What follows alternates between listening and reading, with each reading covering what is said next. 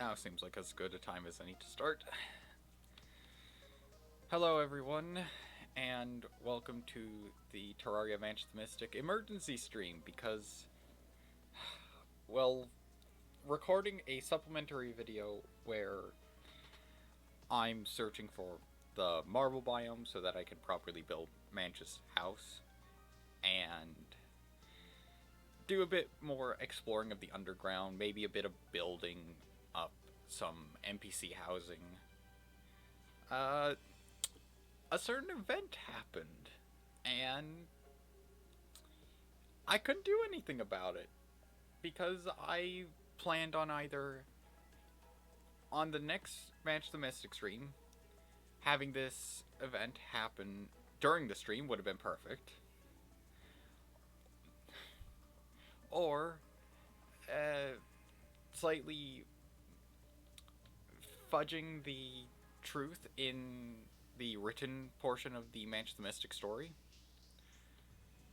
which I am not going to put into chat because I haven't fully looked over what I've written. I wrote it, and I want to have a bit more time to edit what I wrote, put things in order, watch back the previous stream, and make sure that the events line up. So, the slime rain happened during that supplementary video, which is in the process of edits, just to make sure that any unneeded moments or long silent moments are cut out. So,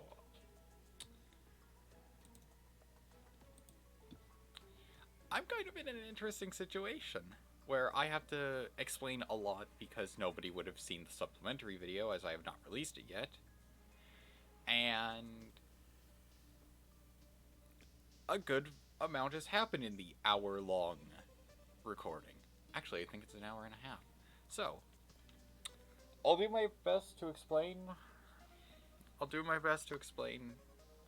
as I survived the hordes of slimes, and the reason I'm on the title screen is because I already took out a couple of slimes and really didn't want the event to despawn or have the king slime spawn and have to fight it in a supplementary video because I'm not sure how many people would have wanted to view the supplementary video, especially with you guys on Twitch.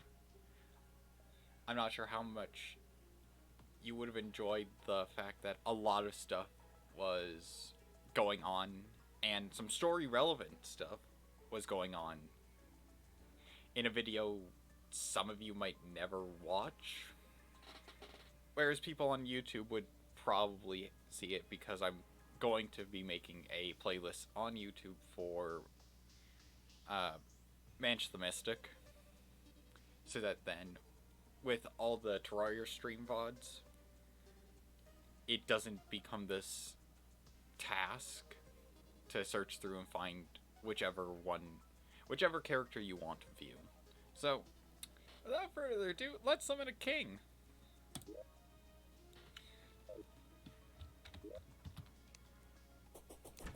And yeah, at the end of the supplementary stream, I got some potions hastily crafted. And to go into what I've done, that's my elevator that I'm currently working on, trying to make it all nice and such.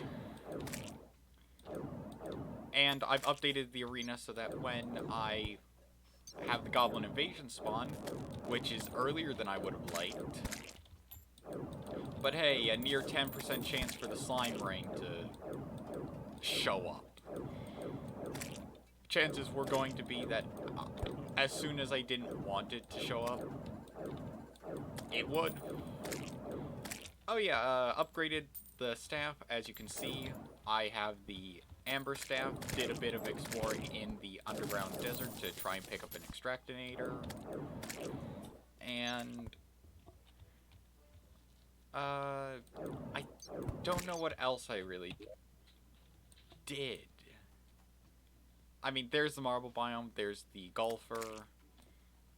Yeah, I did a good bit of exploring.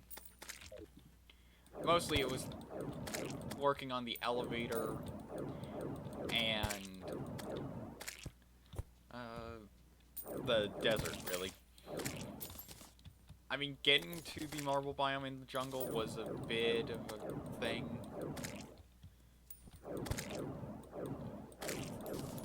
So, once roughly 150 slimes are defeated, and yes, the ones dying in the ones dying in the lava do count, we will have our boss battle. And this moment has had me think about a couple of things. Namely, what happens if a boss randomly spawns and I don't think I'd be able to fight it, or more adequately, what happens if an event happens and I don't really have any setup? Like with what's going on now. So, it's mainly during this early segment, which had three possible moments where this problem could have occurred. The Eye of Cthulhu, King Slime with the Slime Rain, or the Queen Bee with just accidentally triggering the larva.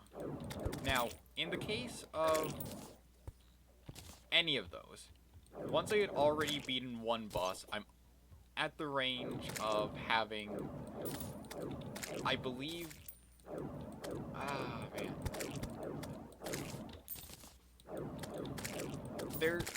There's a 200 health range for the Goblin invasion, and then there was another thing that randomly could happen that has a check for 160, I'd like to say, health, which, as you can see, I'm currently at.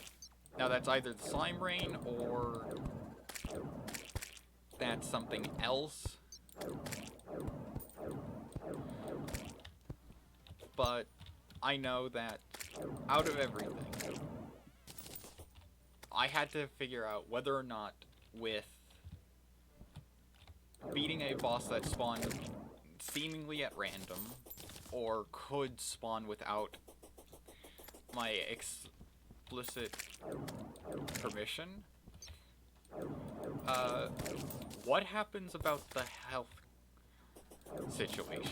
Like, do I use the life crystals immediately, or as soon as I can, because in the case of Skeletron and Queen Bee, I'm not close to my base, so I'd have to carry the life crystals on me. But it's only whenever I beat a boss, obviously. So, what happens then? Do I basically say, well, I've stored that life until I decide that I should have it, just to avoid certain situations for as long as possible? Or do I just own up the whole, well, I'm not prepared, so prepared to watch either something really boring or really sad, because now I get to fight a bunch of difficult enemies, or a boss that I didn't want to fight while unprepared. There we go. So I decided, bugger it. Once I beat a boss, I use the life crystals near immediately. And out of everything, I think that works, because in this situation, I do have everything I need. Just because I worked on the arena just so that then the Goblin invasion isn't as painful.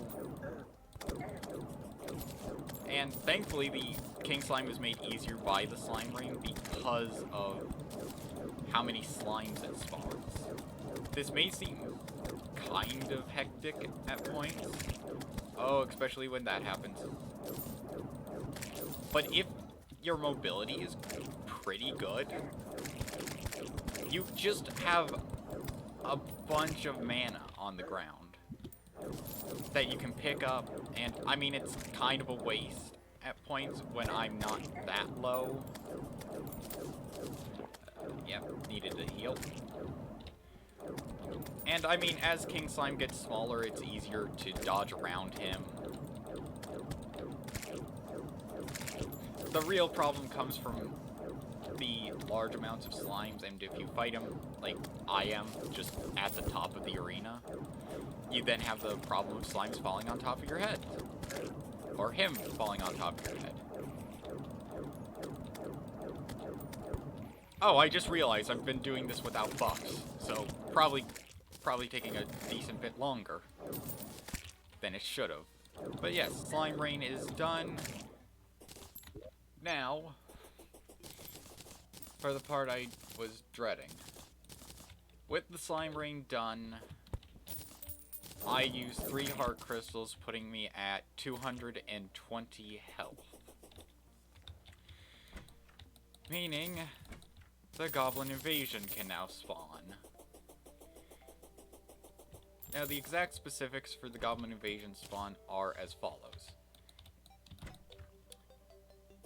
Are you close to the world center? Is it currently daytime, meaning anytime between 4:30 and I believe it is 8 p.m. So 4:30 at night and 8 p.m. during the day.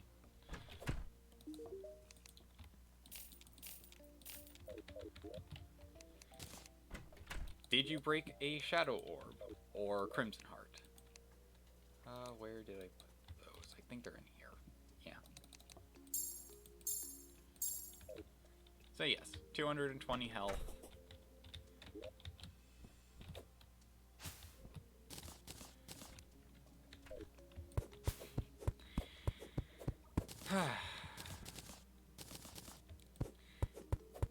And man, so I said for the Goblin invasion you needed to be close to the world spawn, not your personal spawn. Had to be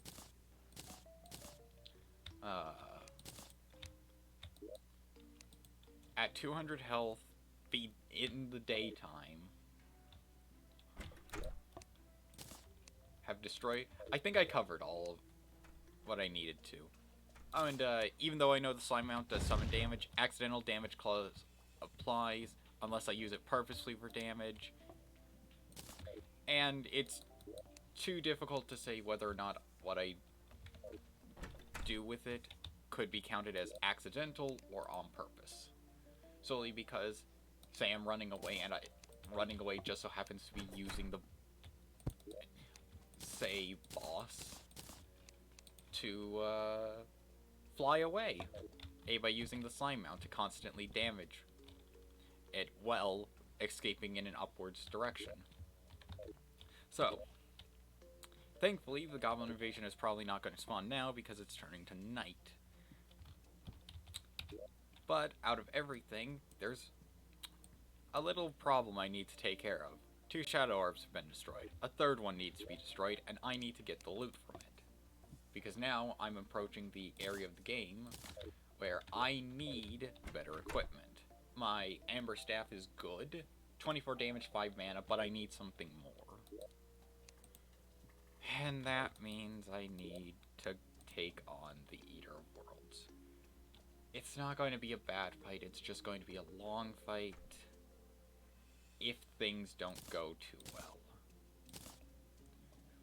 And I need to look over stuff, so a Night Owl potion, let's see, a Shine potion, so that you guys get to see a Hunter potion, so that then I can tell where the boss is.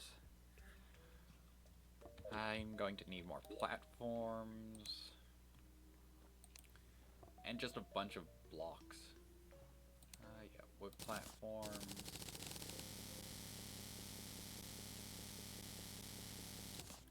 Yeah, that should be about enough. Take my entire supply of wood with me.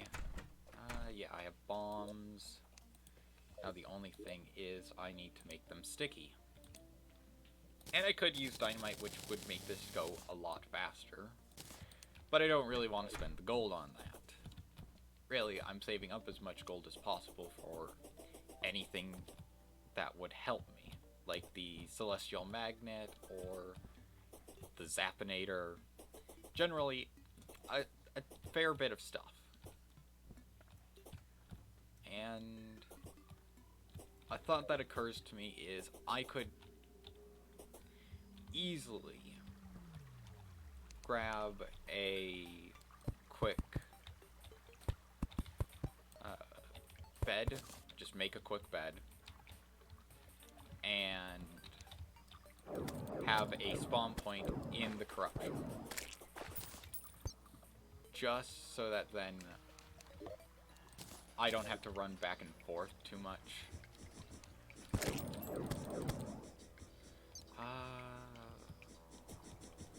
Yeah, I started digging stuff out over here. Ow.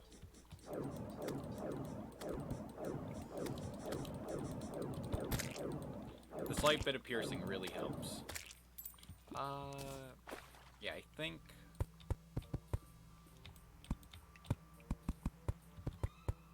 that's a good point in which I'm safe and have enough room to move around.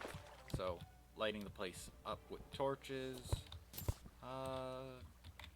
Yeah, let's just move out this way.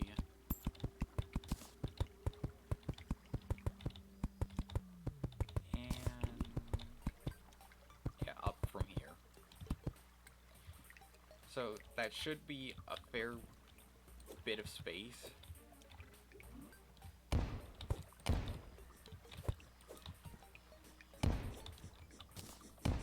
Now I just work on opening up a nice enough arena, and from there I will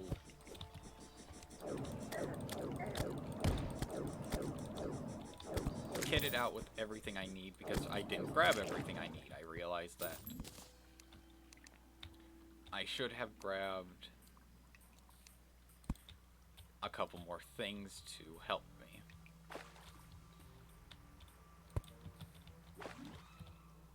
And the arena's not going to be quite level, because of course it's not. It has to get over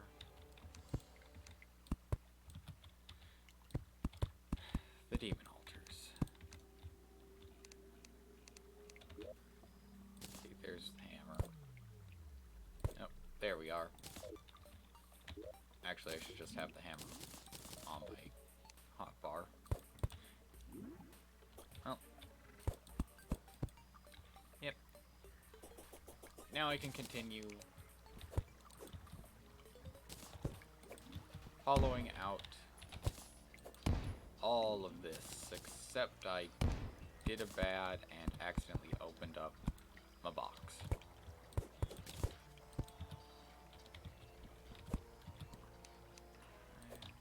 I mean, depending on how you fight the Eater of Worlds, you don't actually need too much space. Like, fighting him a specific way would make it easier. Yeah, get the water out of here. This is the problem I now face. I made the box too big. So unless I stand pretty much center of it, I'm going to have the chance of spawning enemies.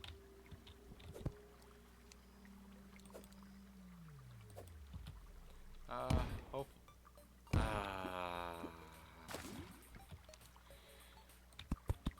I never got the hang of where the bomb's exact radius was.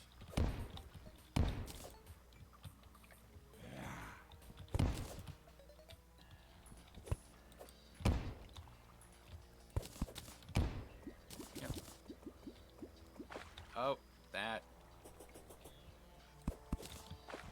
That's a lot of water. Let's get as much of that out of here as possible. Oh, blow it up. Just...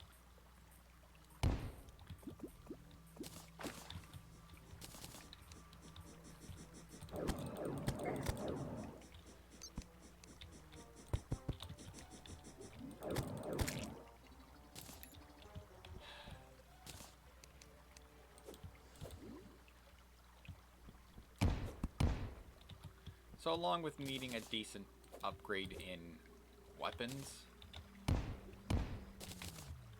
I can't really get an upgrade of armor, since the closest thing would be the meteorite armor, and I'm not gonna make that because right now I have much more magic with the jungle armor, and I kind of just don't like the meteor armor at all. It's not that it looks bad, it's that it doesn't really scream mage. It more so screams, hey, I wanted to play range, but there was no early game range armor, so I'm quickly using this infinite ammo magic gun.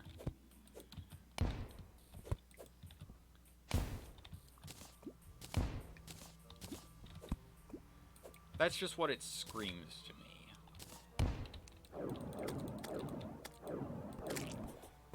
I could probably put away my Wand of Sparking at some point, but I don't know. I feel like it could be helpful at some point. Like, oh, I'm low on mana, but I need to stay on the offensive, or... well, I just need a weapon that has an arcing property to it, and yep, that's going to fall. Yep, nope. Then I realized, oh yeah, the only real reason I kept the Wand of Sparking is for crowd control through its piercing capabilities.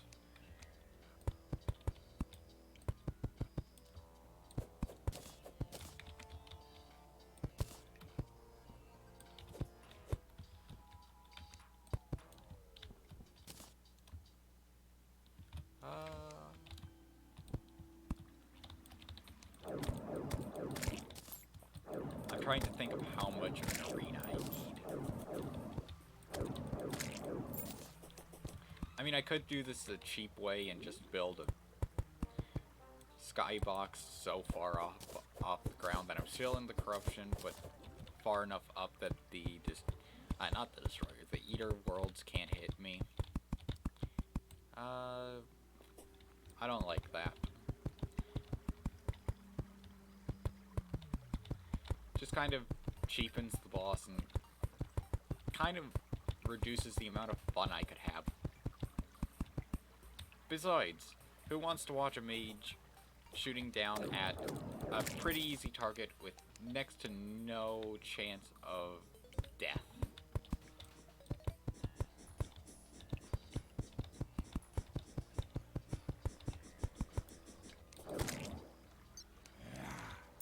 Oh yeah, accessories, I moved the watch off. I got the Dune Rider boots. And that's about it. Most of what I got from the underground jungle and the underground desert was bands of regen. Just a big old load of regeneration items that will never stack. And when I say items, I really do just mean singular band of regen.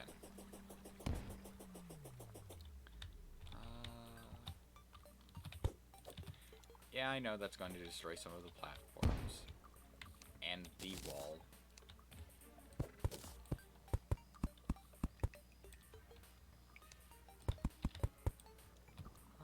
Yeah, one more layer should be good. And hopefully I have enough explosives left to make it count. I do not. Because already I have to clear out a bit. And even then it doesn't give me that much.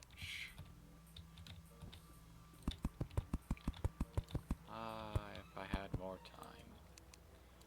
If we all had more time for anything, then would any activity really be fun? Or would we just procrastinate until eventually you realize, oh, I missed my chance to do that thing at the best point.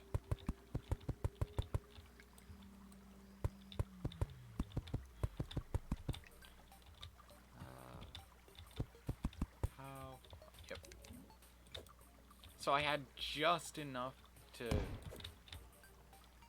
clear out a walkable space.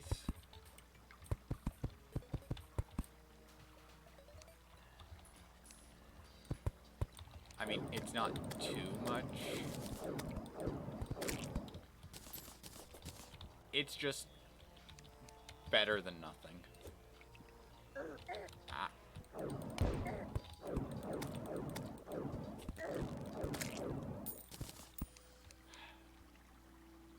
Well,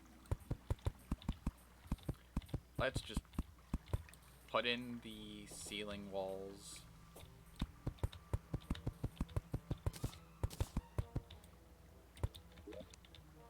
And place down the bombs that should allow me to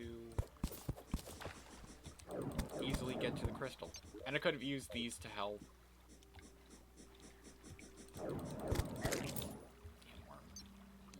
I could have used these to help in removing a large enough space.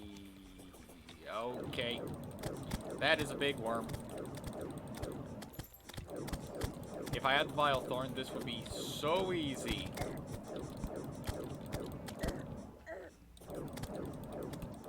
That or a Cobalt Shield. Buffs. Heal. Okay. Not everything is bad. Only slightly is everything bad. I can't really pile on as much damage as I would like. And I have to be careful to not segment him too much.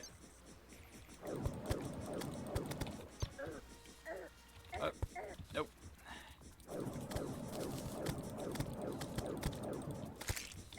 Yep, there's my problem. Now I have two. Oh, Iron Skin Potion, what would I do without you? Die horrifically and alone.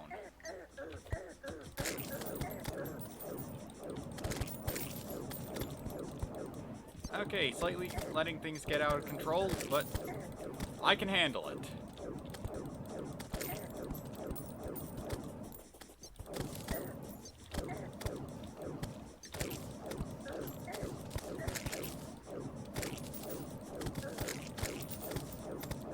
Why do I keep segmenting this and making it worse for myself?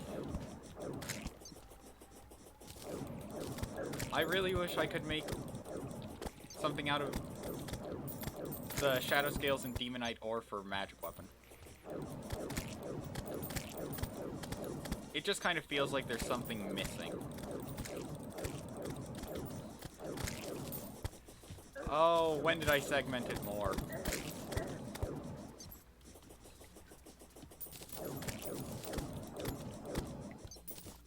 At least it's small enough that it's at least made a tiny bit easier, but oh, it's still a thing. If I was in Crimson, I could at least switch to that armor, lose out on magic, but get some extra damage, I think. But then my mana cost would be higher, and I'm not sure if the damage would be worth it. Yeah, this without buffs would be... I would have already failed.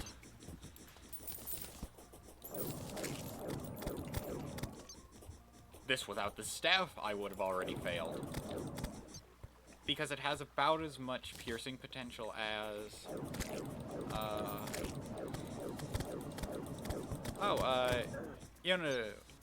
Yonoideers, thanks for the follow.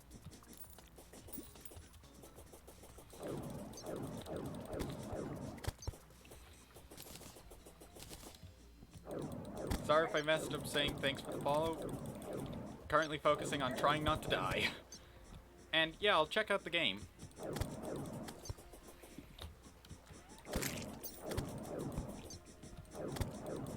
I'm always looking for new stuff to add to the Steam collection.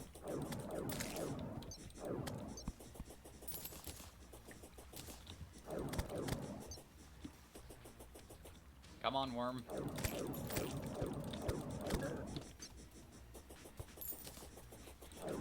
If what dropped from that Shadow Orb I broke was another musket, I am going to freak out. Because the chances of 3 muskets are... I realize I don't actually know the chances. But I really hope it's a Vile Thorn, or at the very least a Band of Star Power. I really need either one of those. Yes! No! Sluggish. I can deal with it. Okay, back to the base. Because we have the Traveling Merchant here, and I need to get some tool upgrades. Hello, Ephraim. Bricklayer, helpful, and nothing else.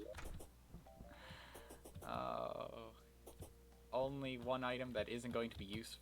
Well, actually it would be useful on a couple situations, but not right now. Also, yeah, the amount of golden horseshoes is insane. We have our new weapon, so I'll swap my Wand of Sparking out. Chuck as much as I can into the chests.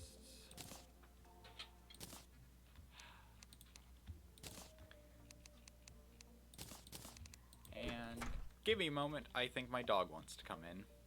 So, be right back.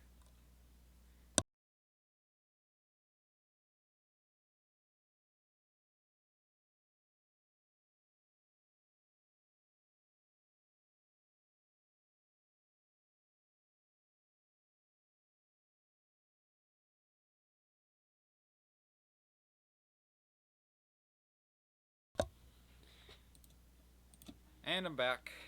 Sorry. My dog gets really particular about not being able to get into my room. And she decides she would either break down the door or try and dig her way through. It's a bit of a thing. I still love her, and she's just a big, lovable Shar-Pei. So, when she can't get to her people, she gets a bit crazy. Let's see here. Melee speed isn't too great for me, so let's make a Nightmare Pickaxe. Because then we can mine the valuable Hellstone. And more importantly, I can now mine through the Evenstone. What else is there that I could make? I mean, obviously the hammer and the axe, but if a meteor falls, I'm just going to make a ham axe and reduce the amount of stuff I have to carry. A Fisher of Souls isn't too bad. Excuse me.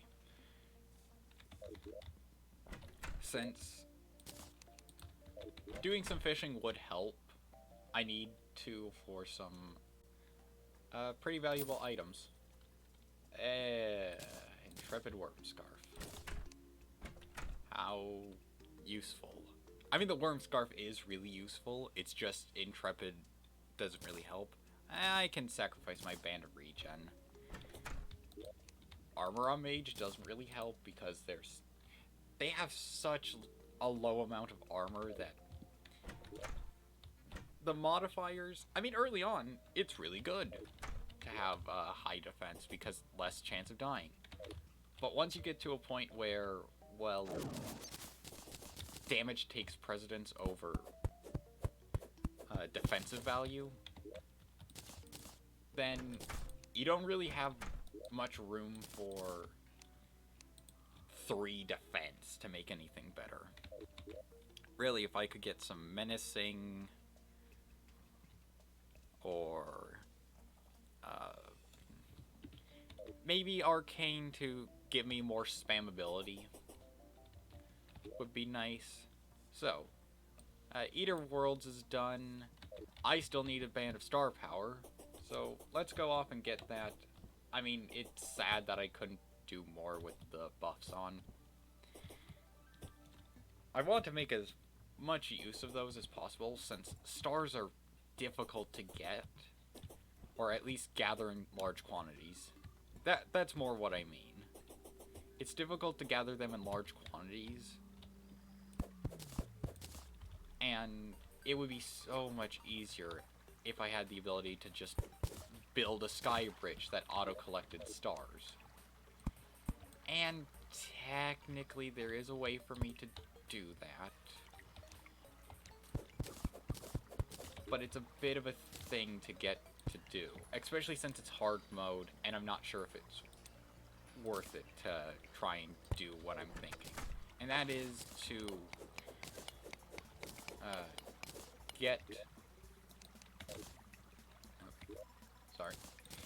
to get some conveyors and just build the sky bridge out of those, so that then they funnel into your main base and you just have stars being delivered to you. The issue is I don't know how far conveyor's range is where it actually works. Well, out of here.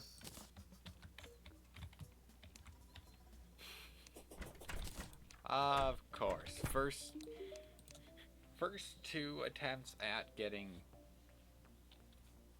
either the Vilethorn or Band of Star Power. I know the first attempt is always going to be a musket, but the second one also being a musket.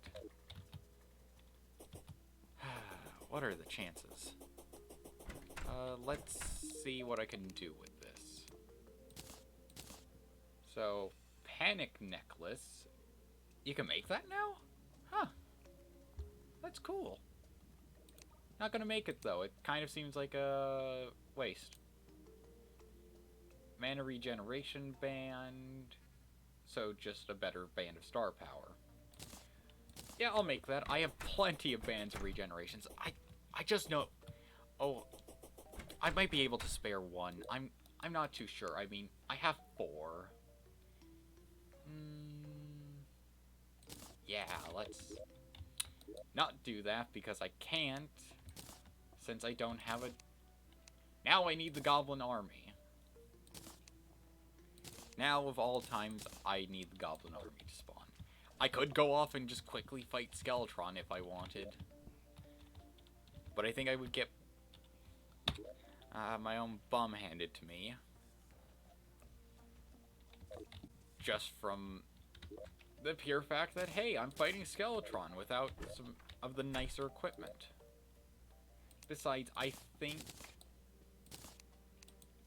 since I'm going till 12:30 instead of the full 6-hour Terraria stream, let's grab our building potions and some building materials. Head out to the... Actually, I think I'll stay here to build up stuff. You know, just... Now, I should get the player home built first. Mostly because if I don't, then I have the issue of, well, I want to improve some of the NPC housings to have them in line with the character, while also having them be kind of in line with the NPC. So that involves a lot of marble. I might actually have to make another world just to have enough marble. if it comes down to it.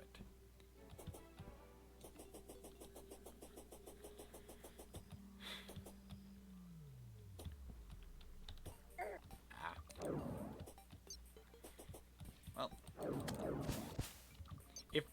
if I knew early on that all I needed was the Amber Staff, I would have gone into the underground jungle sooner.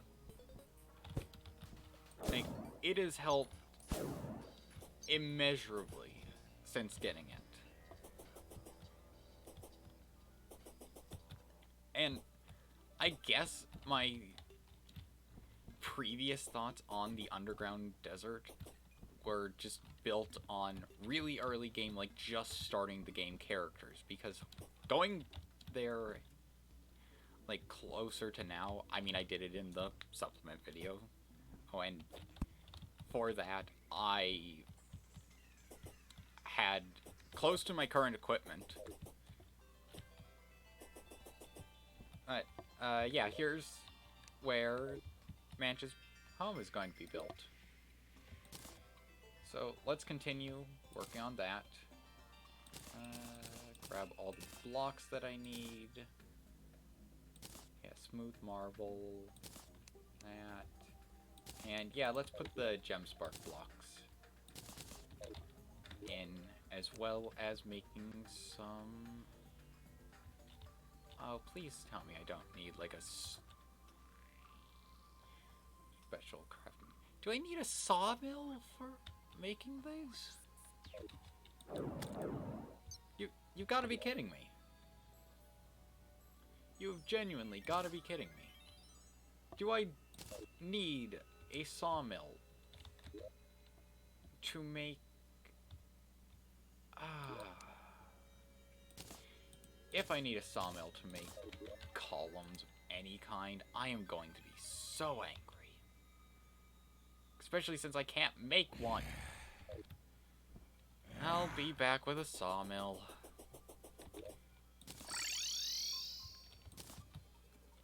Or I could just make a rough amount of columns.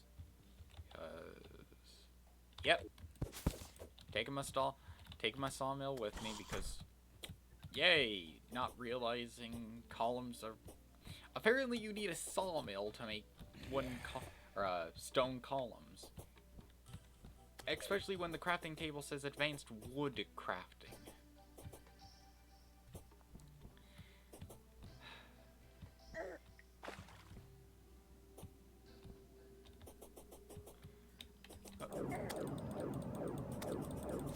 Just spam magic and hope.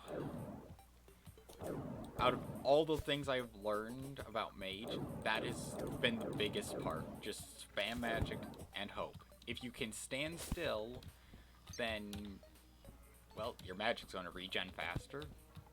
And, hey, who knows? You could always end up in a situation where you can just be a bit of a turret and take out everything before it ever gets to you.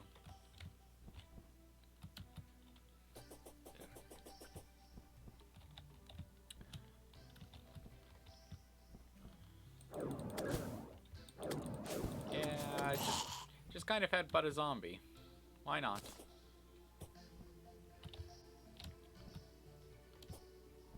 Once I get this done, I now face the problem of I don't have any way of getting to or from this place easy. Like, I don't have a pylon network yet. And I really need one. So, now I can make my nice marble columns. That should be about enough. Quaff a potion. Place them down. Sadly, I have to wait until I beat Skeletron to get all of this properly built. Yeah, one up there. I also have to wait for the painter to show up. Since I use deep purple paint for the gem spark blocks as well as any granite blocks I use. Mostly for matching the character's main color of purple. And I just like to think that purple is Manch's favorite color.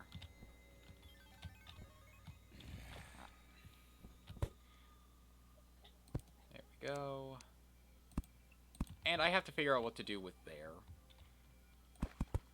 Because my original design for the player home involved just a large flat area of ground. But clearly that's not going to be possible unless I do a lot of terraforming, which I'd rather not do.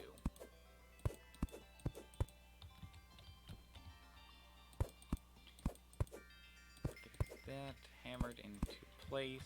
Oh yeah, tell me what you guys think about his home once it's finished. Any suggestions you'd like to see for some furniture, or even just suggestions for what you'd like the NPC houses to be. Let me just fix that. Because, honestly, I just have the whole theme of modern, sure. Because Manch by no means is your old-fashioned mage, where it's just robes, long, majestic beard, and, well, really anything else that is iconic for an old-fashioned mage.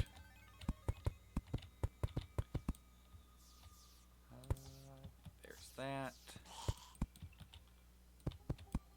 Oops.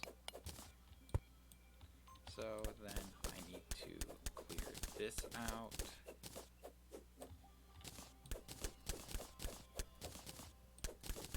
And you know what? I will place down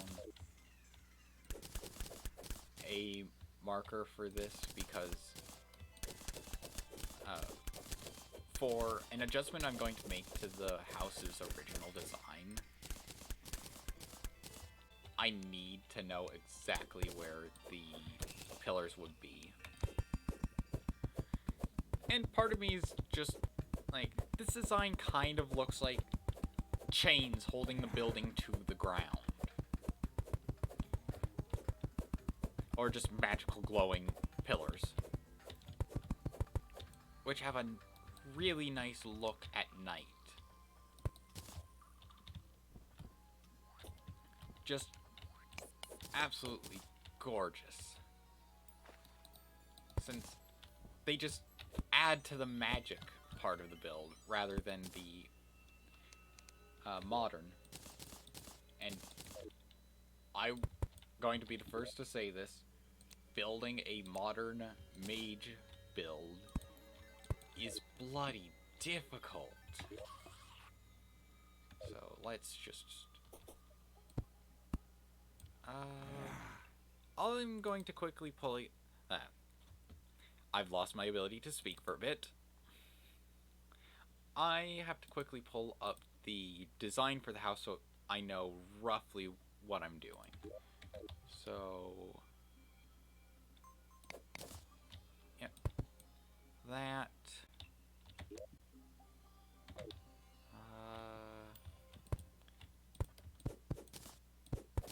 That needs to be moved up to make room for the flooring. I have this go to here, and then I need it to go up. And from the looks of it, for this room, I need to go...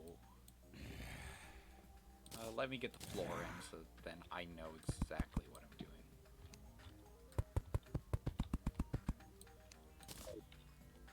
Okay, so I now have that there. Tell me exactly how much space I have. And push this across. Stop there. That in place.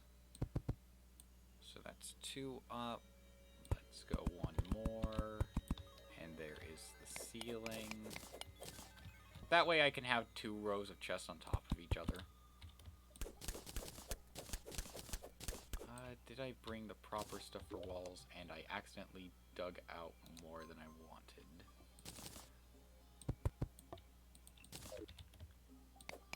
I mean, I have the marble for the main block, but for the background walls, I can't remember if I have everything I need. But let's quickly get this set up. That there. And deal with the demonite. That there and there. With the block behind it. And then that. So, let's have that there. And need to get rid of that. Because where the room in which I'm currently now working on is going to be the stairway up. And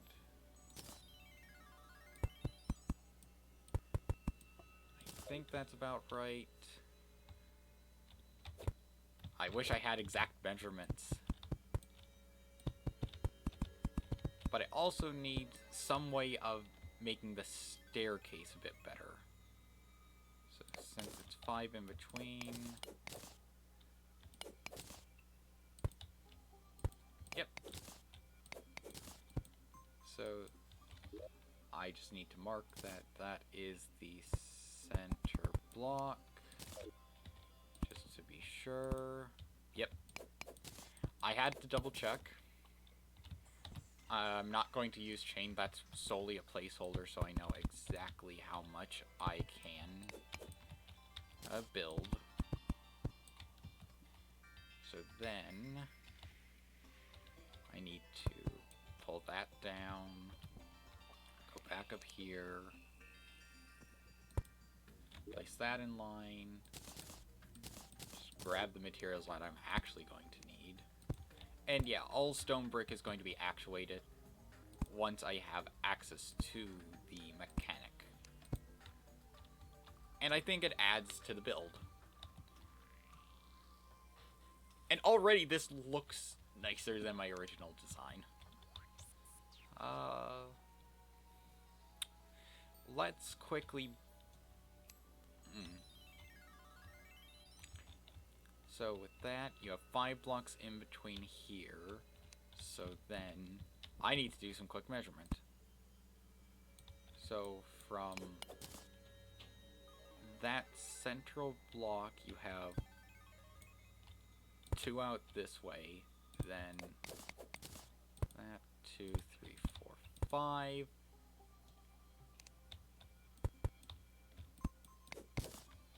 So there's that. Then 2, 3, 4, 5. Then let's do that. And for right now, I'm just going to have that. If there was a way to hide like chain or rope into the background, I could go for that. And let me think for a bit.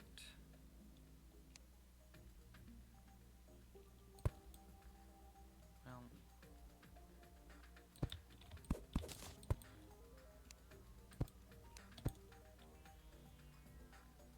I don't know if that would overpower it. I think I know exactly what I want to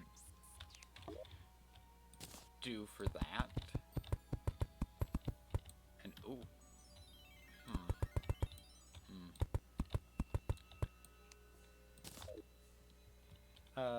So, to explain a bit more about the plan for decor, or decor, whatever you choose.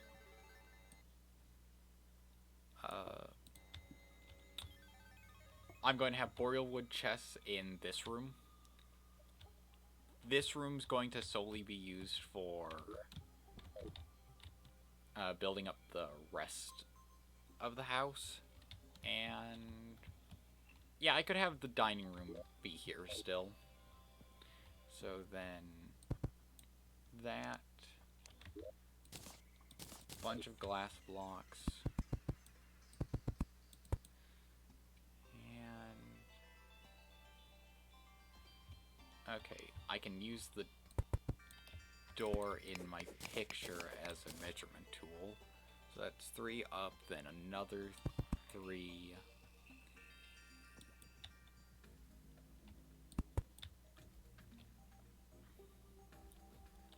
Oh, that's probably where my problem is. This is actually a to-the-floor window.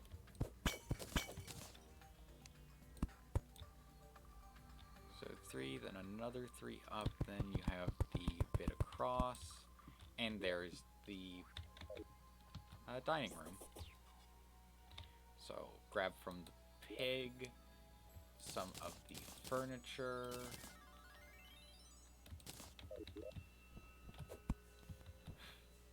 That way I can place it down as I'm going through. So that, I need to have boreal wood chairs, and I just didn't have the boreal wood for that. Doors. You have that door there, that door there, that door there. Then the final door goes to the living room. The only problem is with this current setup for this, it goes around, it goes with the chain. So I think instead I need to push it in a slight bit.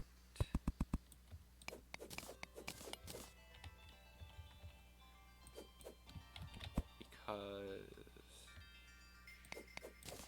yeah, the original design is a bit messed up, where instead of having this space, it was just, that was where the wall went to. And I could do that still. But then I lose even more space over here, and could get even more over here. Well, generally that's going to be an open layout right here. I mean, I could just move the dining room over here and have a weird thing, because actually no, the dining room being moved over to here isn't that bad an idea. Besides, I kind of want to move this out a bit more. Alright, now I'm just kind of eyeballing and changing this, just changing the design as I go. Yay, another traveling merchant. I really want to go over to check out his wares.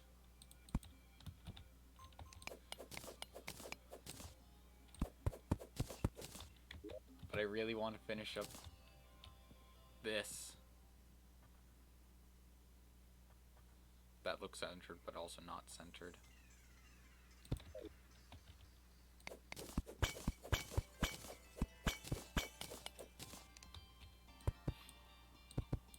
It has to look just right. Otherwise, everything doesn't work. And I start getting angry about how I'm not building it correctly. So that's 8. That is 9. I can push it back a bit.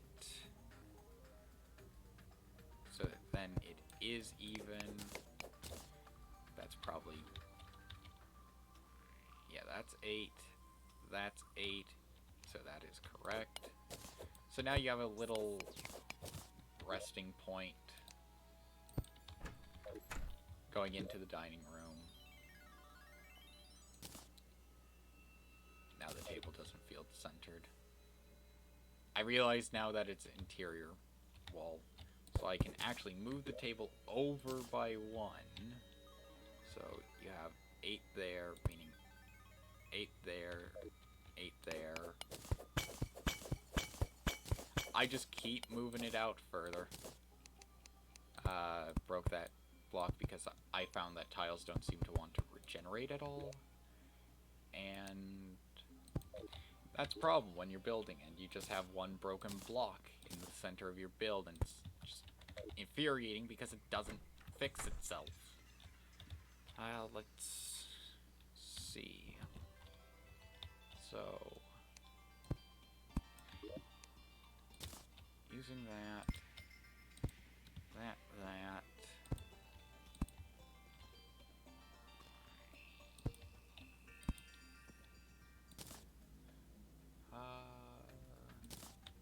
Yep.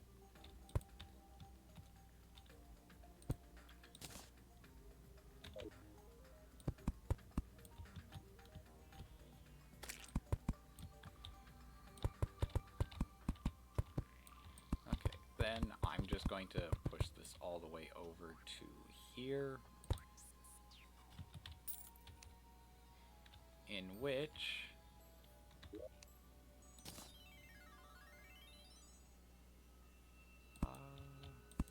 let's see how this looks. So you got that as the start.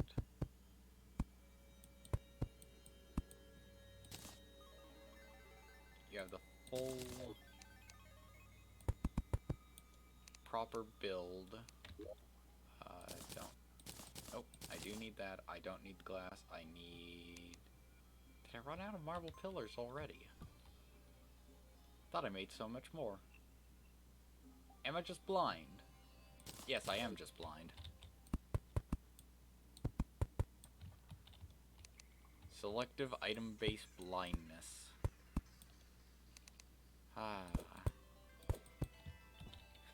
Any game with an inventory system will always have this problem. At least depending on players.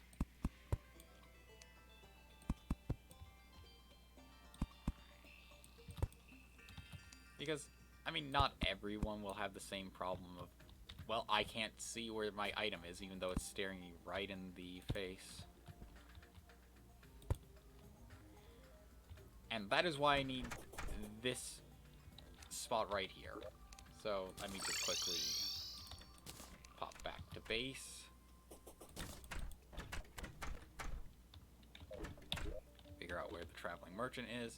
Head to him as fast as I can, because I really don't want him to leave before selling me stuff. Stopwatch, yes. Nothing else of importance. Don't know why I favorited that. So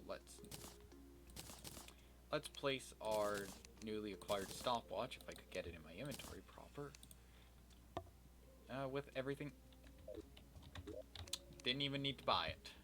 Did not even need to buy it. Well, let's head back over to Manch's house and figure out from there what more do I need to add.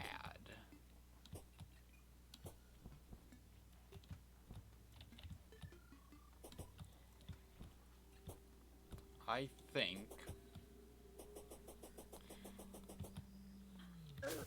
out of everything that I need to add for his house, I mean, the chest would be helpful since then I don't have to run back to the camp and grab items from there. I'd be able to work from the safety of the ice biome, which, I mean, is slightly safer. I mean, you get the same enemies at night as in the Purity, except ice. You know, frozen zombies, frozen slimes. Once you get hard mode, that's when special enemies start to spawn, but that's mostly for blizzards.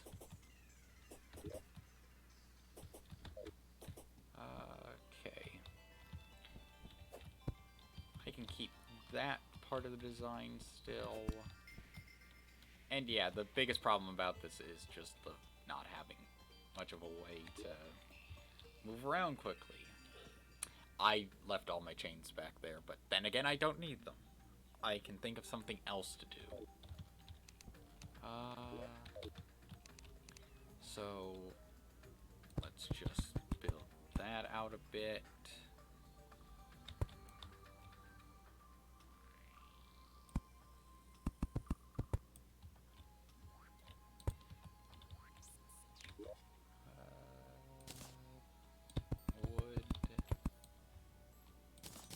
need the supplies for pillars.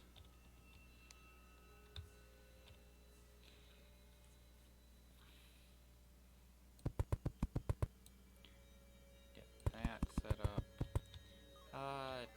No, there we are.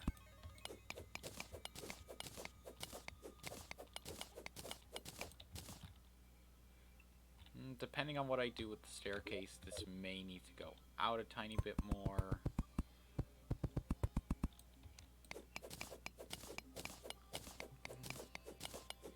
Yeah, I think this is about good.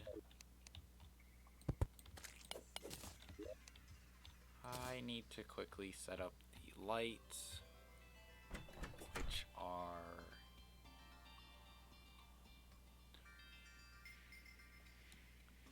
one in from there.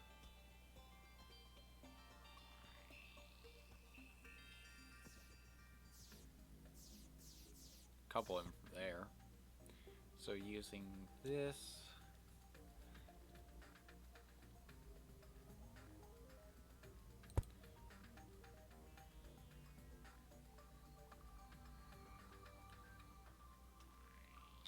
So I have one chest, two chests, one chest, two chests.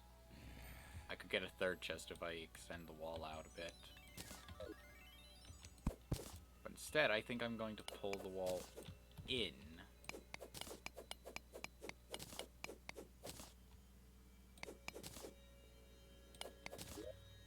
Which means I need to collect some snow. Oh, to fix the problem. But yeah, pulling the wall in. Get two chests, two there. Actually, no, what am I saying? I could fix the problems that there were before and just have to deal with the unevenness that is going on. So then I can shift over this light to here, place that there, get 4 chests, well, get 2 chests all along. Oh. Forgot, I don't have the ability to go through those, so let's just remove what we have there and quickly set up shop in here. And yeah, I realize I don't have dynasty walls to make up for, or to put in place of the background walls, which is what I did in my build. Since dynasty walls are relatively clean and have the ability to essentially replace a block for like a top bordering bit. Like, so you have these bottom rows to each of the rooms, and for each of those I'm trying to add the boreal wood up. I'm trying to add the boreal wood as, oh, I forget the term.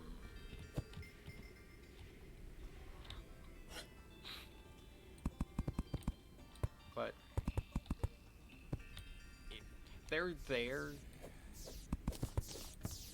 to break up the single block wall and add a bit of a profile. I could just be talking out my bum, but I'm trying my best. Okay, that's the only light in there. You then had 2 lights in here, which lined up with the pillars. Which, yeah, that's actually a pretty great window right there, right? Just stare out into the abyss. Instead of doing that, And this is how I handle the whole issue of, well, I don't want a door there, but I also don't want it to be vacant, so I actually have this. It's a one-tile thin wall with a column in front of it. Doesn't count as a proper wall, but then again, this is meant to be a player home, not an actual home for NPCs.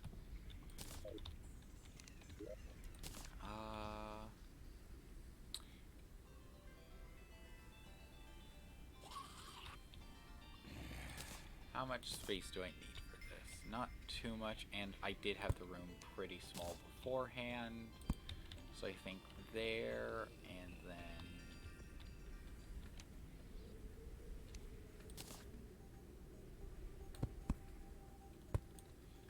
that. All good.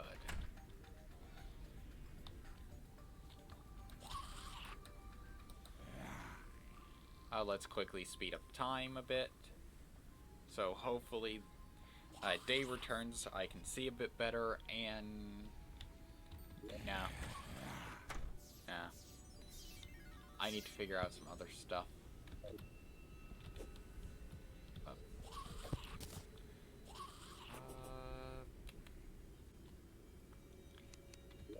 Yeah, let's just quickly... figure out this room. Like, I had one big empty room that connected with everything else.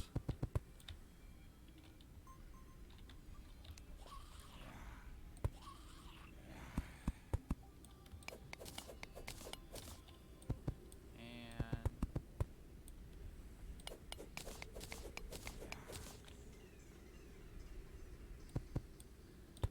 I think that I know how I can make it useful. I could have this be like my crafting room. It makes no sense that the crafting room is far away from the storage area. I don't really care. This is more for me to say, hey, this is how it is. It looks nice. Deal with it. Deal with any functional problems. It's a house. Form over function. Grab that. Our columns. Place some lights down.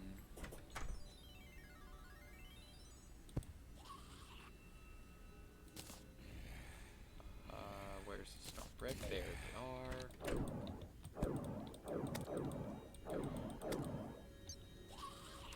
And I'm mostly setting this part up just to have a roof. Since I already have busted a hole in the wall to allow me access, at least some easier access. So I'm not worried about, oh, I can't put on the roof because, well, if I do, then I'll not be able to get back into the build, as I don't have proper doors yet.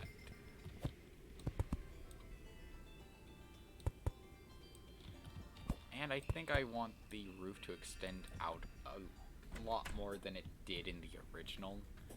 Like, the original, it just went that far out. Which I think for this side is nice. I just wanted to extend more on the other side. As a... yeah, it also covers that little overhang right there. Or I could add something here. Oh, there's the goblin army.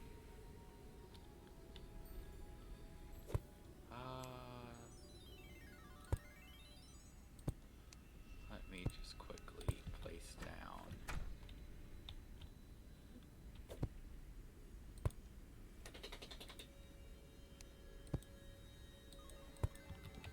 That. Back to base.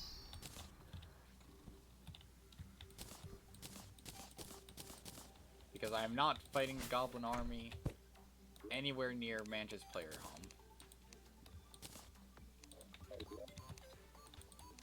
It is just an awful idea, and it would never work out. Yep. Get in the safety area of the arena. Because at least then, if I move far enough away, the goblins will have to stand into the lava for the archers, and non-archers just kind of get hit. So I'm reducing how much I have to deal with by focusing primarily on mages and archers that are not getting in the lava.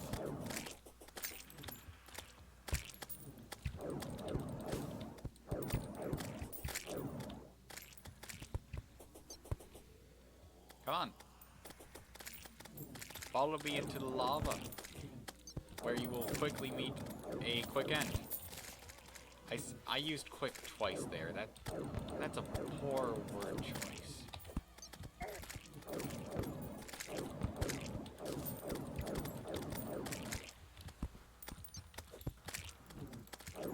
And of course, if I have warriors or... yep. There's what I worried about. The archers build up.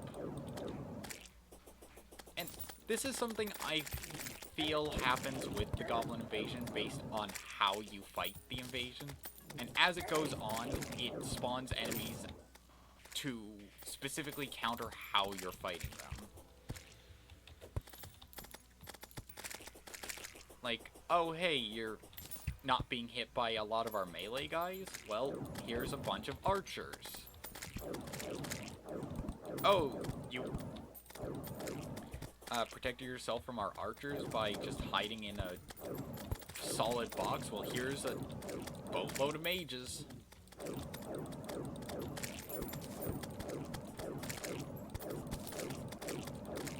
And like that, the army is defeated.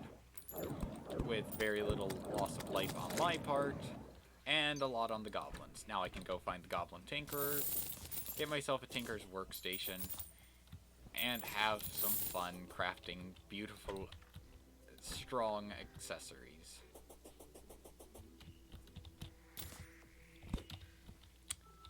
That was so much easier than my other attempts at the goblin invasion. Normally, I just straight up die in the goblin invasion. Yeah, apparently, not giving the goblins a chance to attack me and swarm me, really seems to mess with their ability to kill. So, I'm going to now incorporate a lava floor into all of my arenas for the foreseeable future. Just for that. I was able to move around a lot, and I mean, the only thing I could say is I wish the arena was slightly bigger, because I can fit it all on one screen, and for the goblin invasion, that helps, because then you stand in the center and goblins spawn primarily off to the side. But for certain bosses, like during the King Slime fight, I had plenty of room to move around. Sorry, needed to close down the picture of Manch's house because I got everything that I needed. I did pour. And considering it, I'm building the house a lot differently to how I had it before. Really, the materials are the same and the style is the same. And all I really want is for the house to feel more magical. I did too good a job for the modern part and not good enough of a job for the magic. And, I mean, come on, when you think mage, you think old wizard tower. But that's not Manch. He's a mage in a suit. I forgot to grab dynasty wood.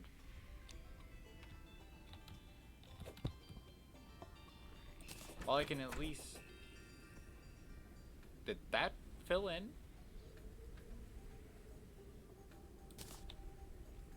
Oh, wait, no, I remember I put the wall back. Hold on, my dog wants to be let out, so be right back.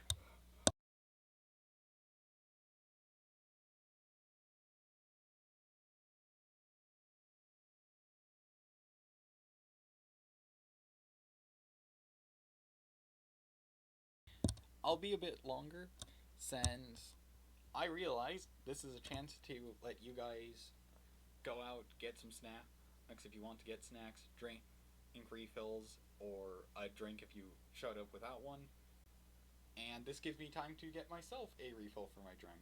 So, extending the be back soon.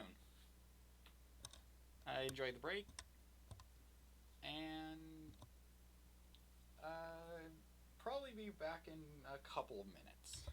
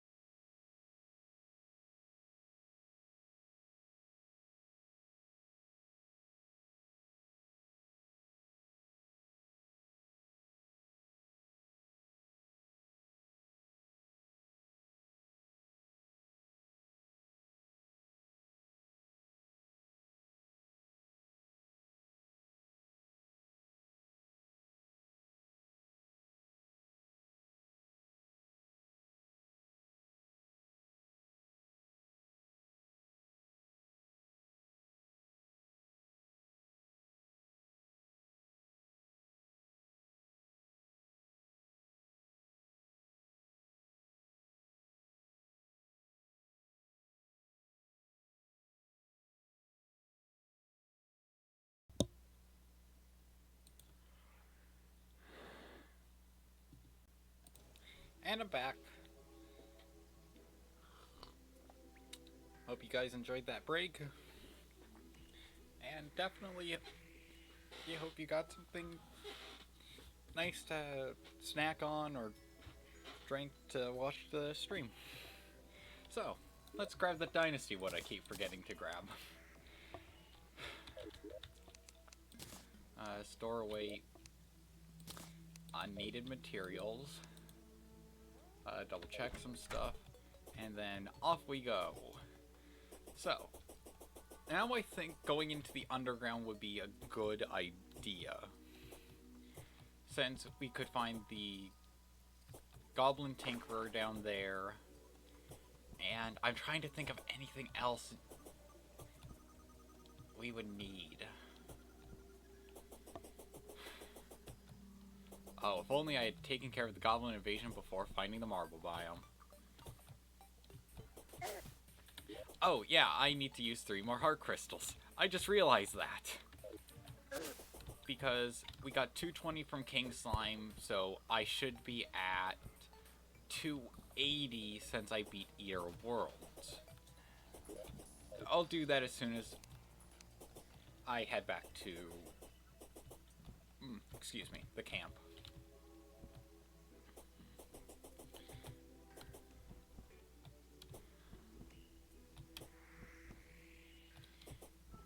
The rain. It's so nice, except in Terraria where it's just a sign of pain. At night you have the raincoat zombies, which are just slightly tougher than regular zombies. And during the day you have flying fish, which just irritate me.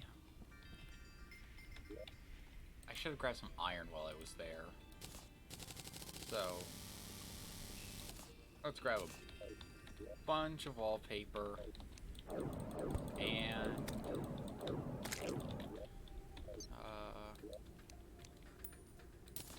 honestly, just loot everything from the pig.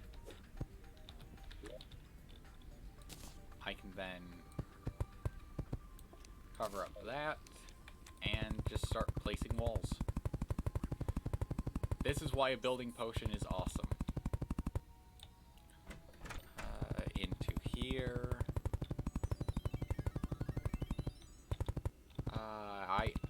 I don't know why, but there's just something oddly satisfying about placing walls that fast. And I'm being very particular about placing these down, since I don't want them to go over. Since I kind of want to see how it looks.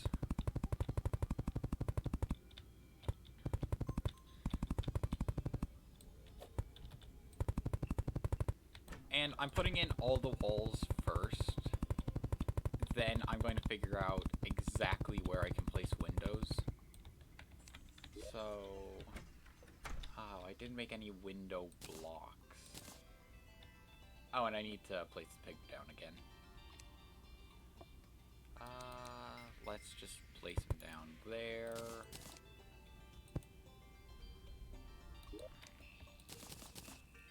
Gold and unneeded equipment. Now, where are the walls? There are the walls. Make a good few of those. And mostly for the dining room, it's a big thing. And now I need to bring up the picture again, because I didn't realize how much I would need a reference for how I'd place the walls. So I have it that the dining room has a massive wall of just glass. So one giant window. Which I think looks nice. Since, I don't know, modern homes are mostly window. And I don't know how to have mostly window homes in Terraria. Just for mostly entertainment.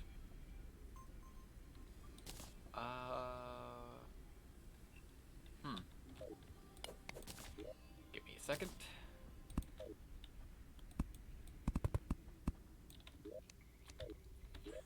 I need to make more smooth marble.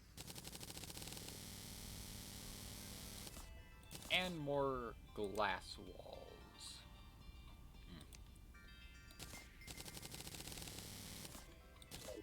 Just take a sip of my drink. My throat feels so much better. In recent streams, I've forgotten to have a drink prepared just off to the side. And I have definitely suffered for it. Seeing as I've had multiple points where it feels like my throat is closing up out of pain. So, if they're still around, and I think they are still around, it's just not a lot of people use them, but stay hydrated, bot. Would definitely help. Same thing with the bedroom, just massive wall in the background.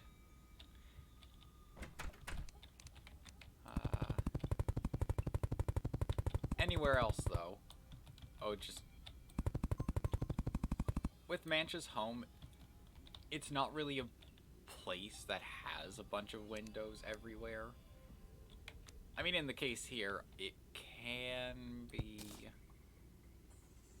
It should go out to there. I just need more boreal wood walls. That should be about enough. But definitely need to figure out what to do as a way of moving through the base. I just had the best idea for how to add like a stairway there, but not have it be sort of boring or just kind of a bit bland for the type of house it is. Because before it was just a simple spiral staircase.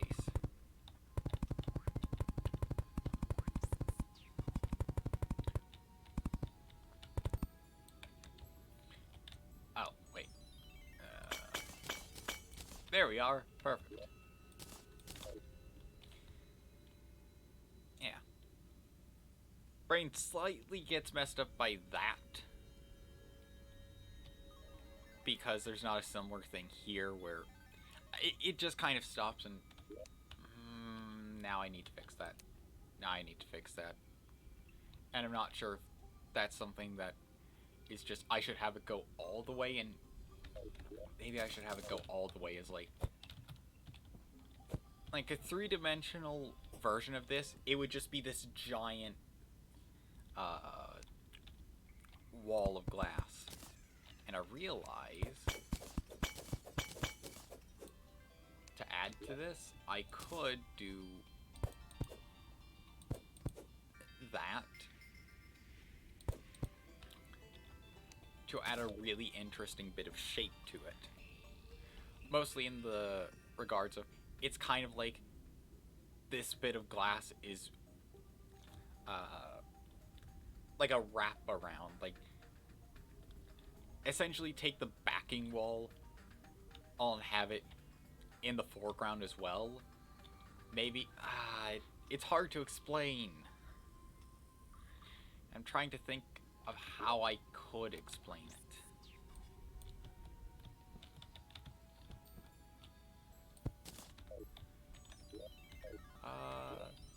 I feel like I need more of these lights, but then again, I planned for Manch's house to have a lot of them.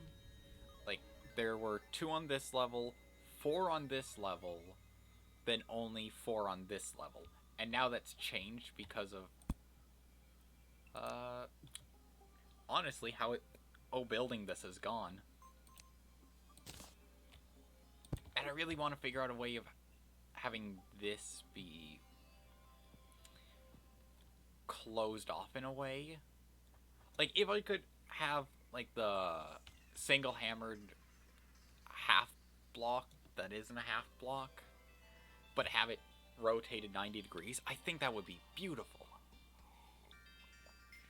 I mean, right now, Manch's home is essentially complete. Not quite in the way I'd like it to be. And besides, I still have one more pillar to place down for support.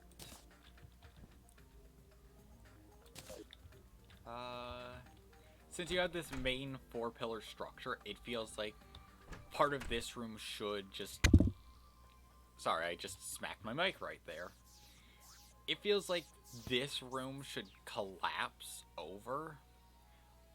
Like, the only structural point that's holding it to the rest of the build is right here. But for this section, that should just snap, like, roughly down the middle.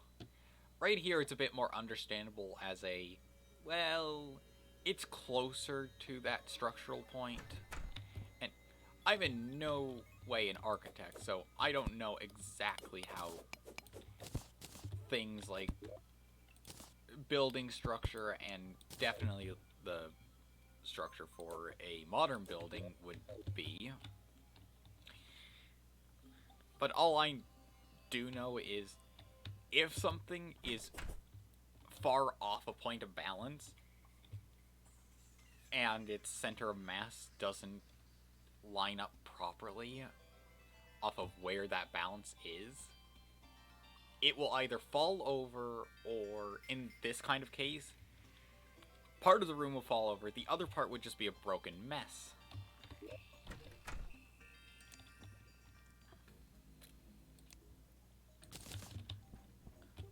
Well, let's grab some chairs so that at least then we can have the room filled out. I need to make more NPC housings over by the camp.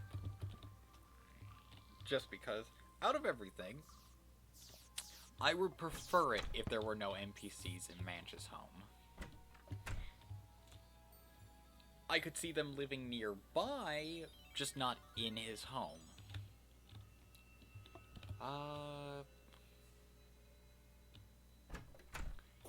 See, that's a full to the floor window, and I'm wondering, should I remove these blocks to make those windows as well?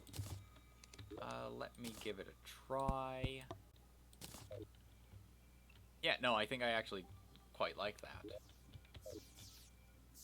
that. Part of me wants to add another structural pillar roughly right here, or at least in line with how the other pillars go, but I'm not sure if that would offset the design at all. I mean, the alternative is I could just quickly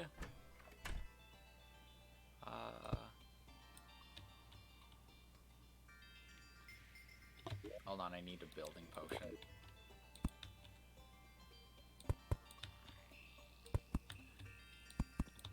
And just follow me for a second.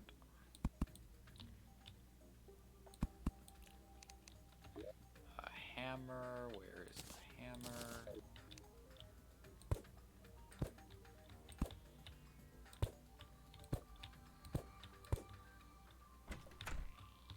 Now, I'm mostly using what I'm doing as a way to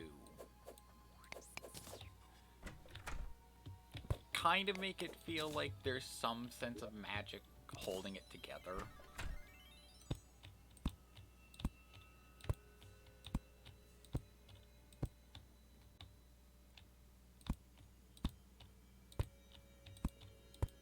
Oh.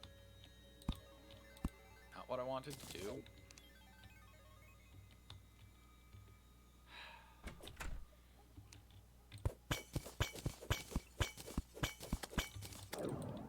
The difficulty that comes with not having the ability to actuate blocks is a tough one.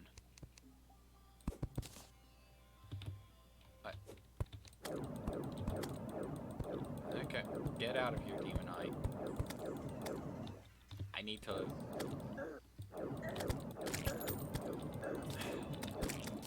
All enemies just leave.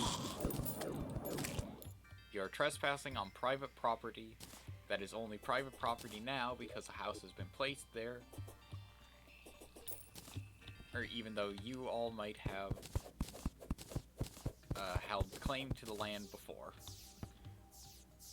Or Manch had arrived.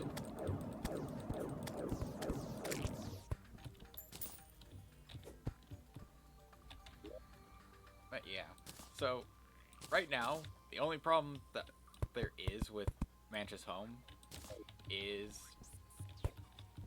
the clear fact that there's no way out. Golf NPC, why? Oh, yeah. So that I don't have to deal with snowstorm arms in the entryway. There we are. I just put glass there. So I still need paint for this, and I still need the marble bookshelf, which is going to be right here.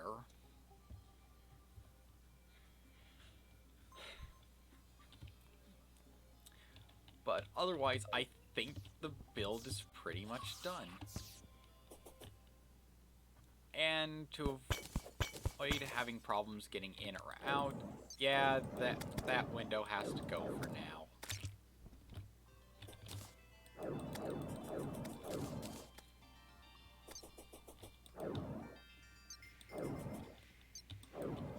There we go. But now, I have the problem that I spoke about. So you got that, then you have that. So that's 1, 2, 3, 4, 5. Up. Away!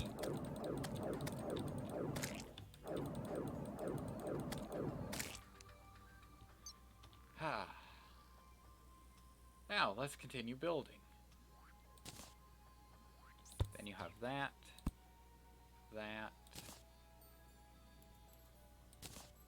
And I should just have these on.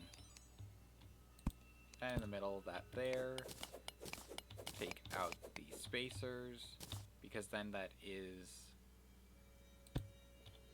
that's 5 blocks.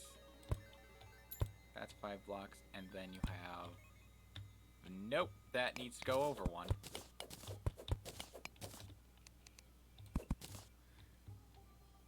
Because...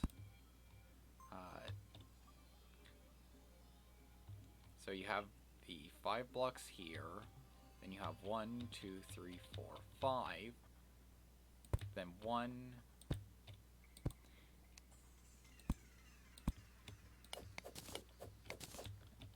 So now, that should be correct.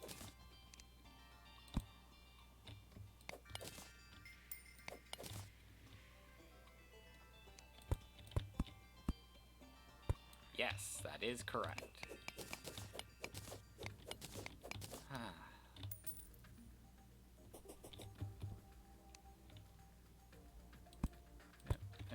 Oh, Lord, the amount of eyes.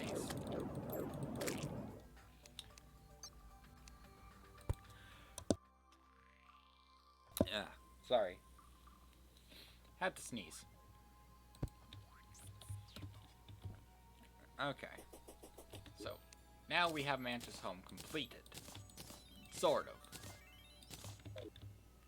As I've said, we still need paint, and we still need a couple of furnishings. One of those furnishings would be chests. And I just realized I don't have an axe on me. And yeah, that just sends me back to there, so I now have to walk all the way over. And get the supplies for chests. Mostly iron.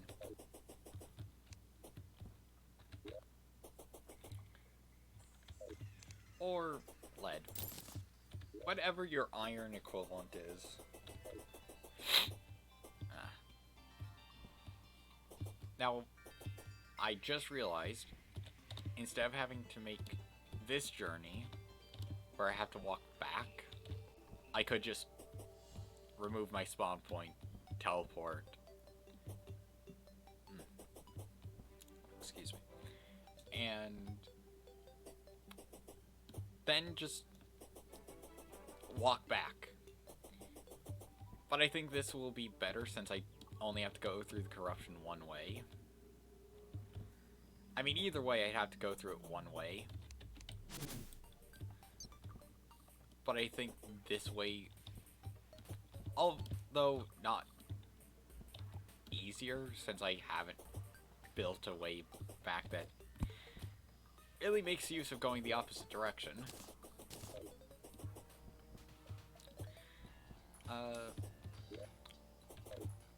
I definitely could use the faster travel back to the house. Like, if the merchant were to sell the safe, then, well, yay. I now have easy access to a transportation system that only requires me to fill up one spot. Or fill up stuff in one spot. So I can get 12... Because you got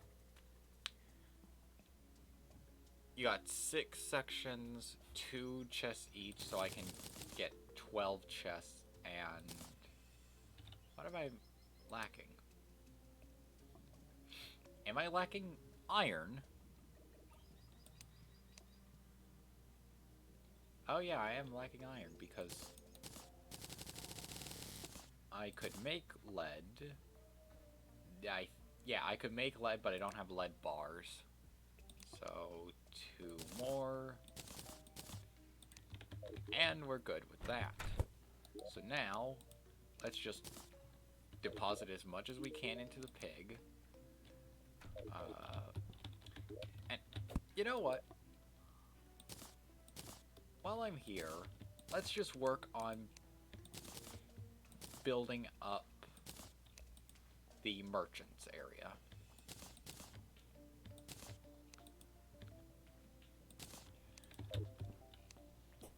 So, I have marble and granite. And with those, I should be able to build a modern house, but change it slightly into the merchant's shop.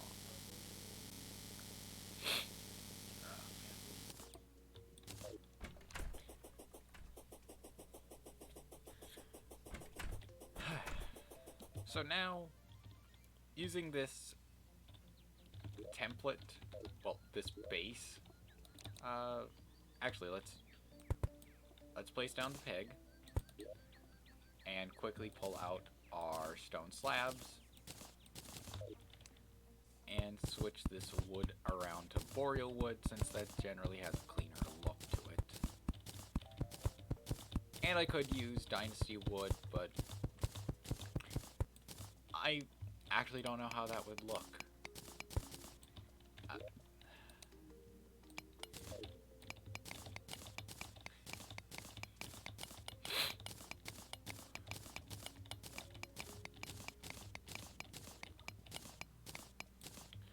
Okay, now with that switched over, let's use our marble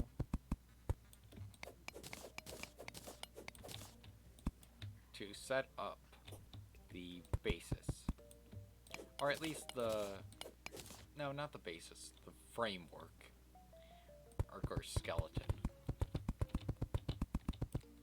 So you have this.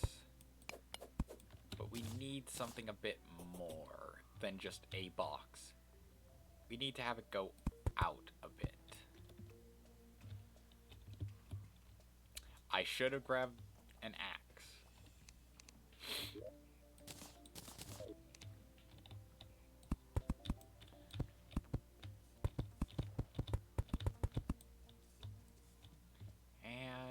Let's figure out exactly what we want to do. I think the entrance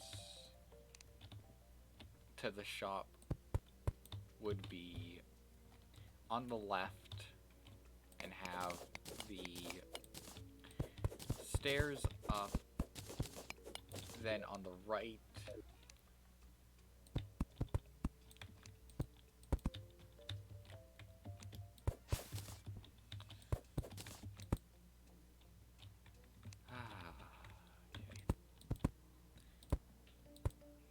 I hate placing down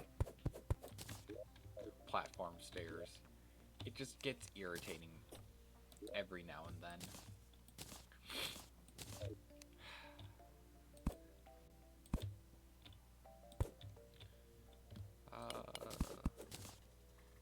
Actually, I probably didn't need to remove that. I just needed to hammer it into place. But I could use that for that. Let me find that. Yeah. That at least makes it a bit nicer.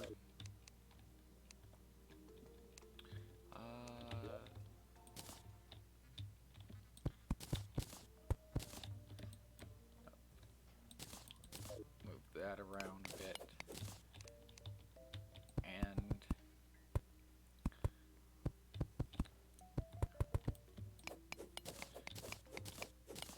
yeah.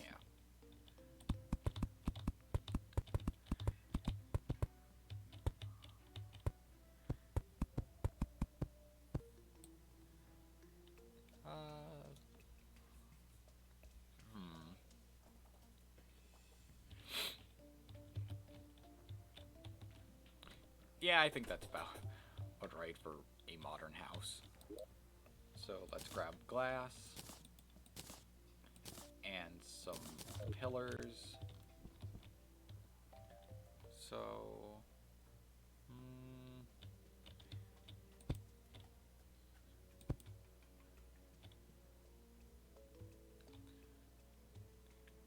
Now I need to measure this out properly.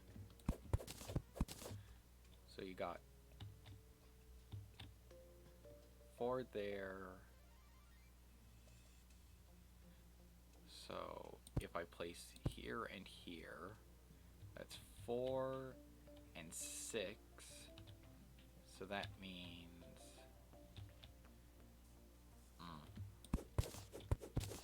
Let's make it 5. That way then I go 5 on the 6th block. I place down the pillar. Move over 1 and voila. Then again, 6th block. Space, pillar. Then there would be more over here, but not actually. If I wanted it to overhang a bit more, like his storeroom was essentially on top, well, the actual shop was below, and then his room was over here, I could get more room.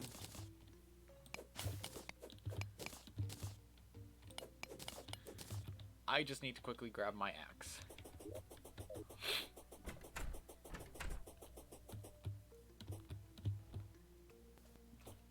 Okay. Now, where did I put it? In here? Yeah. Now I can chop wood. And, as such, finally finish building stuff. Or at least progress with it. Plus I'll need to gather some more. For that. So... 4, 5, 6.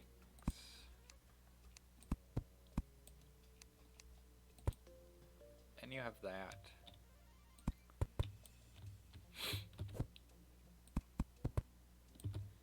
We bring this down. Use some more boreal wood.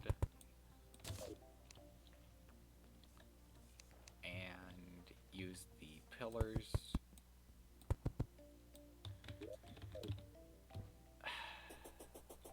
You always run out at the near last moment.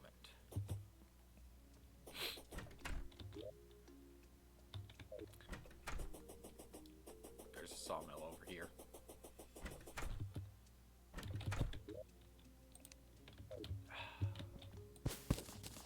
God. Yeah, the sawmill was roughly there. Excuse me. And yep. Okay. Now. Columns.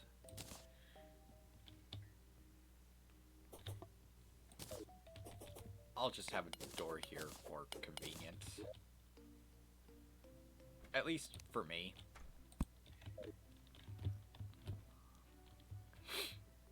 So with this, I can now figure out walls. So up here is going to be a bed and a dresser. So let's have it. That should be enough space. Then you have the storeroom, which I think can just line up right there. Oh, and of course I need to put on the roof proper.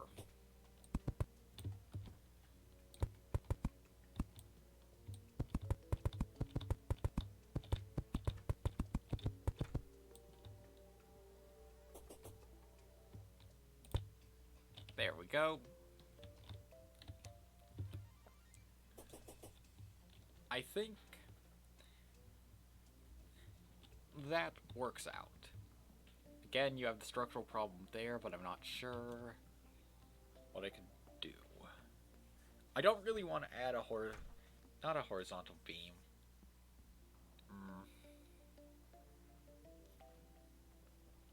What could I do? can't add a diagonal beam there. I don't want to add more pillars.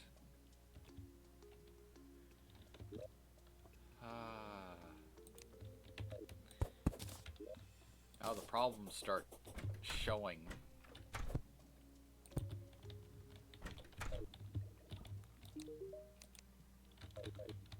Yes, you have the whole thing of, you aren't happy enough, so you don't sell the pillar, or the pylon. I'm now mixing up many of my words. Moving potion stuff over would be a bit of a chore.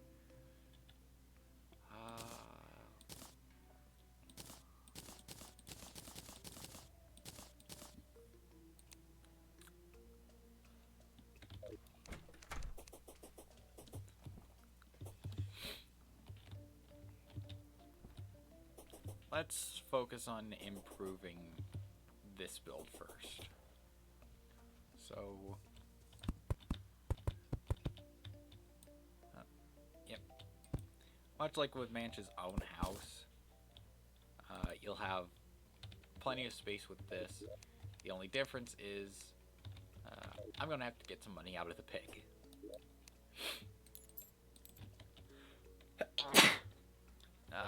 I'm so sorry. Normally I can mute my mic before I need to sneeze, but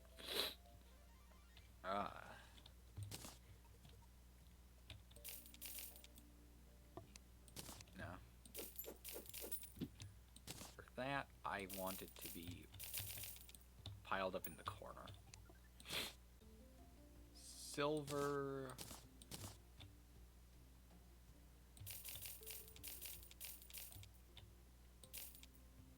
Can be like that with a bit more up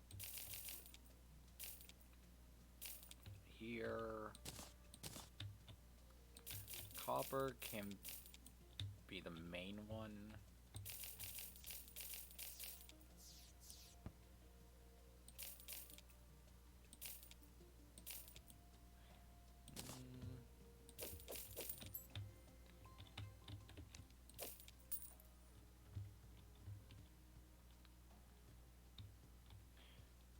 Yeah, I think that's good. And I said it was a storeroom. It is just more the merchant's money pile.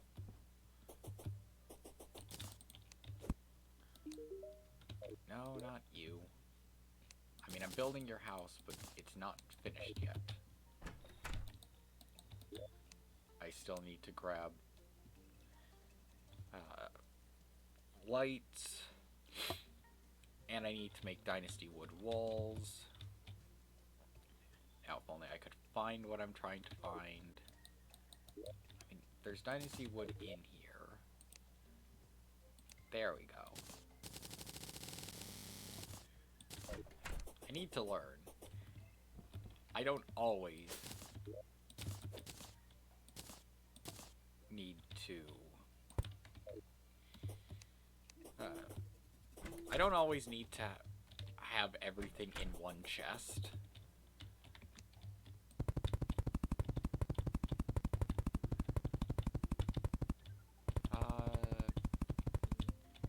Oh, how much glass am I going to need for this?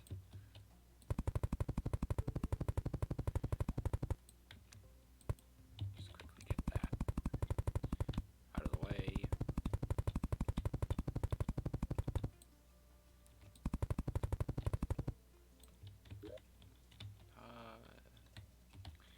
I need to go over to the glass kiln.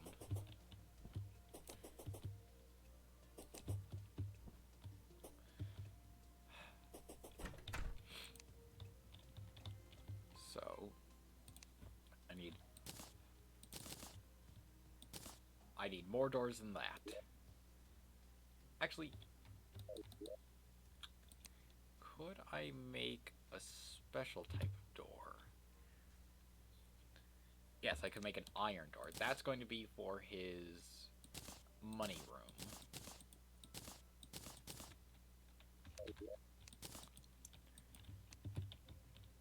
Then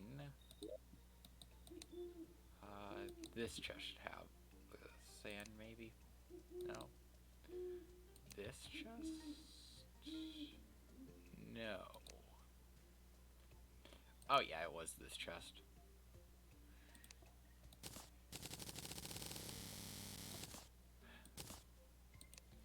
Now I should be able to make not another door. I mostly just need glass walls. Oh, and maybe some glass-based lighting. What would be good lighting? I think a couple of glass lanterns. Yeah, that should be good enough.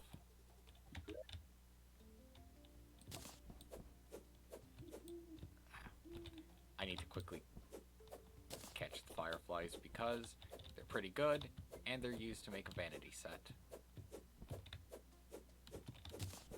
Yep, there we go. There was a meteor in the background. Not sure if that means a meteor will land in the world.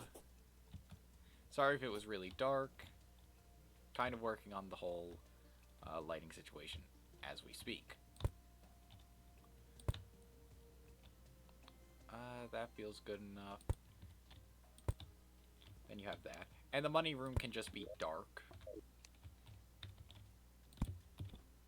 Since I feel like it wouldn't be overly well lit. Like he'd go in there with a candle and just, I don't know, whatever the merchant would decide to do. Oh, in a money room.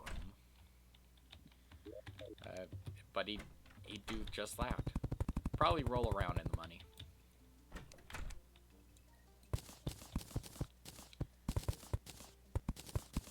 I am feeling the lack of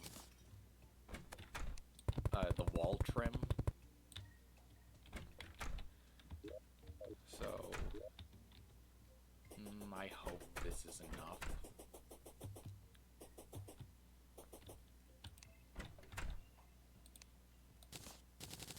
Probably not.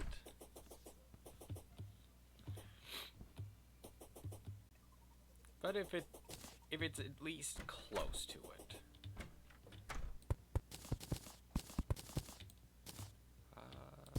There.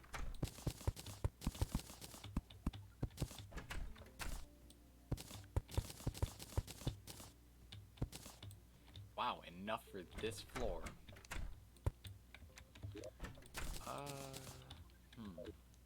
Oh, normally I have, like, whatever the NPC sells, like, on a wall. Oh, but I don't think I'd be able to do that, and I need to grab the sawmill again, because I realize I need to make some more stuff with it. Okay, so I took that, and that.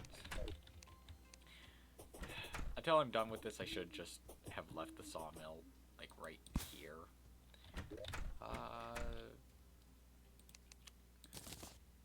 2 bars, a stool. Is the clay in here? Is it in? Yeah, it's in here. If I'm correct. Yes, that's exactly what I want. Okay, grab 2 of those. Make 2 sets of bottles. And you'll see what I have planned in a bit.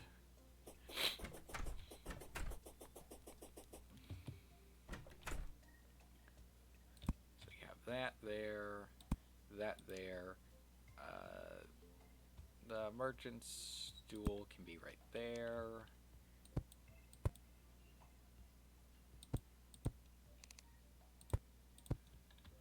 And then voila, you have a nice little display here, which, if you were to paint them, you could make potions, or at least make it look like the potions you'd find in the dungeon. Need a couple more. Yeah, that's about right, with that being good enough. I'm not sure if I just made way more than I needed.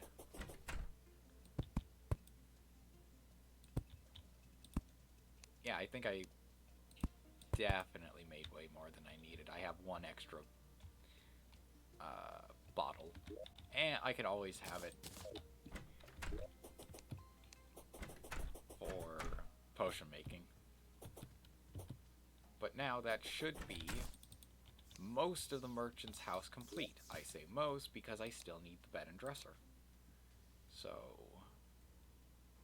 silk, grab 5, then for bed, I would give him a really fancy bed, but I don't really have that option. Oh yeah, I need a sawmill.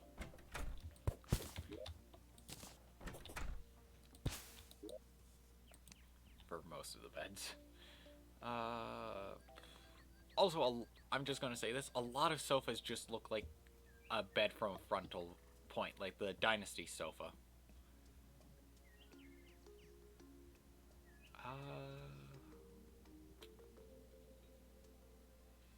And just make the regular bed. And a Dynasty dresser because it looks a bit more fancy. Like, I could see the merchant being both very careful with his money while also just spending it until he's out. So, housing is suitable, let us move the merchant into the bottom part, and move the nurse over into the top part because the merchant likes the nurse.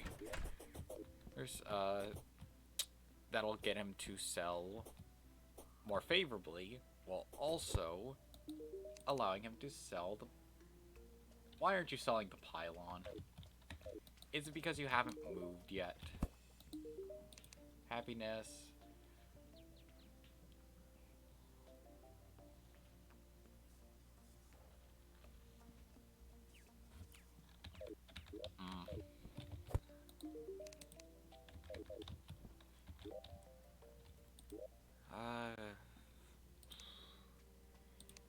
Anyway, I just need to move a couple of NPCs out of Manch's house and just over to biomes that they like.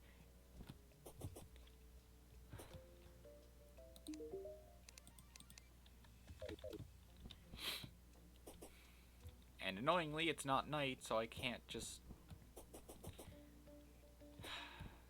have them teleport all over the place back to their homes. Now we can fill up the pig. No. Deposit all. Sort. And let's take some of the stuff with the least...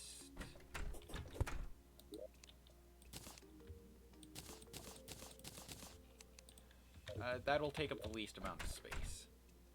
I will grab the chests out of there. And just start moving my stuff over.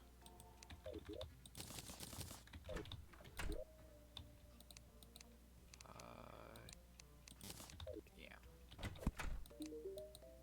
Nope. Quick stack, deposit all, then take more. Sort, quick stack. Quick stack. Quick sort. Yep, I can take more. And now that I'm full up, I make it back here, and I can place down all the chests that I need.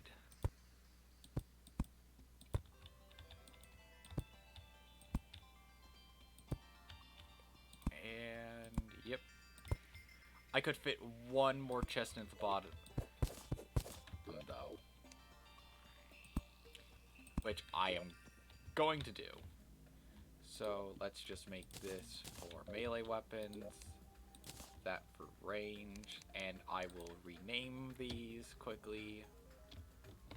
Ranged. Caps lock. 1, And I typed it up with Roman numerals. One is not really that noticeable.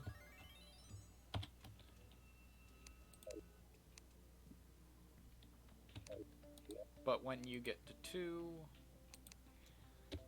it's decently noticeable. Melee. Oh. Caps lock.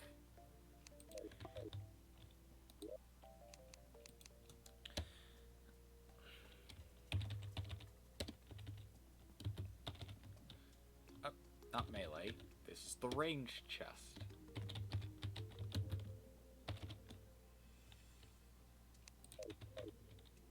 Okay. This can be for magic. 1.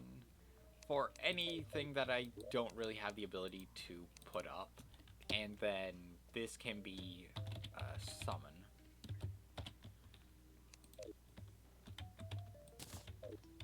So let's just get that sorted. That's there. That's melee, so that goes there. Anything else? I do have the flare gun on me, but that's for exploration. I can put it in the range chest. I don't really need it. This can be for tools, so I don't know how I keep accidentally hitting caps lock. I just keep doing so. Tools.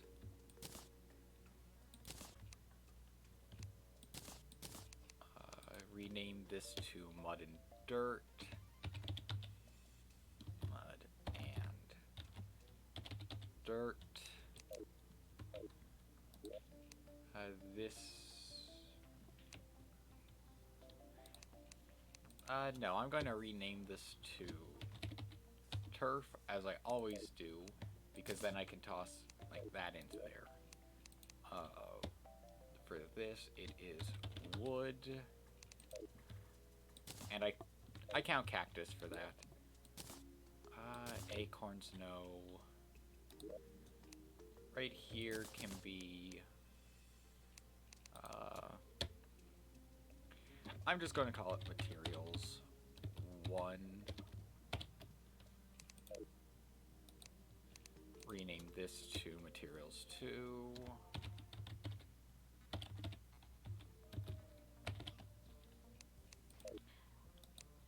And I shouldn't need a materials 3, so this is going to be miscellaneous. So, all chests have material, acorns have material, torches are material, minecart tracks. So, consumable material, material, and I didn't realize clouds prevented fall damage. That's pretty interesting. Okay, put the money back in the pig. That in there, that in there. Tools, I can place those in there. With that. Oh, I don't have an armor chest. That can be right there in the middle. Wood, you got that. Turf, you have silt. I did not prepare as much as I should have for the amount of items that I would have.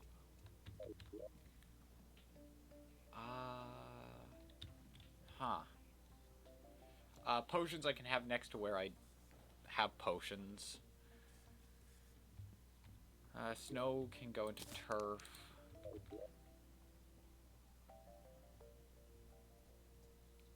I don't have the space for some of this.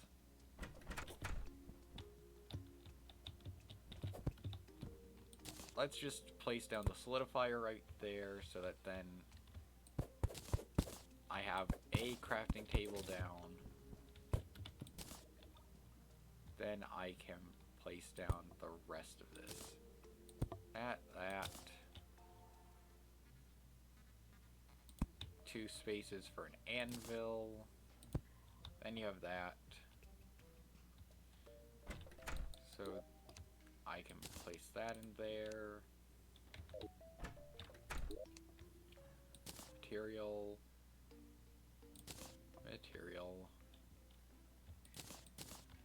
More materials. A lot of stuff is technically materials, and I'd sort it a lot better, like having like, mob dropped items separate to some other items. Okay, hold on. Where are the acorns? There they are. I can use them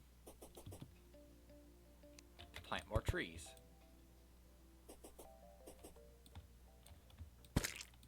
I'm sorry, penguin, but you decided to walk just the tiniest bit further in front of me. That should be good, and allow that tree to grow. Yeah. Now I have to walk all the way back.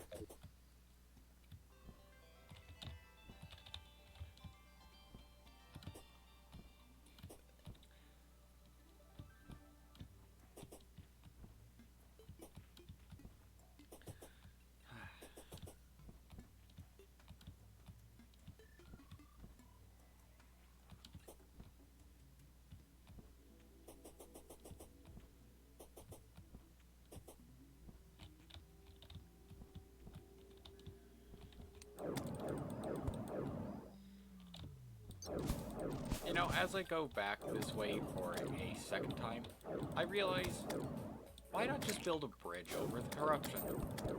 Then I remember all the previous attempts I've done of doing just that in other worlds.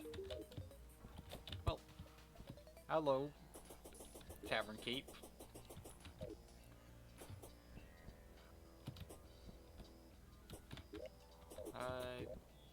Your home won't really be prepared until hard mode.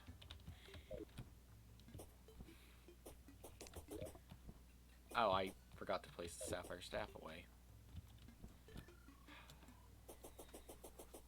Oh, I'm going to also have to rebuild my arena in the snow biome. Pause it all.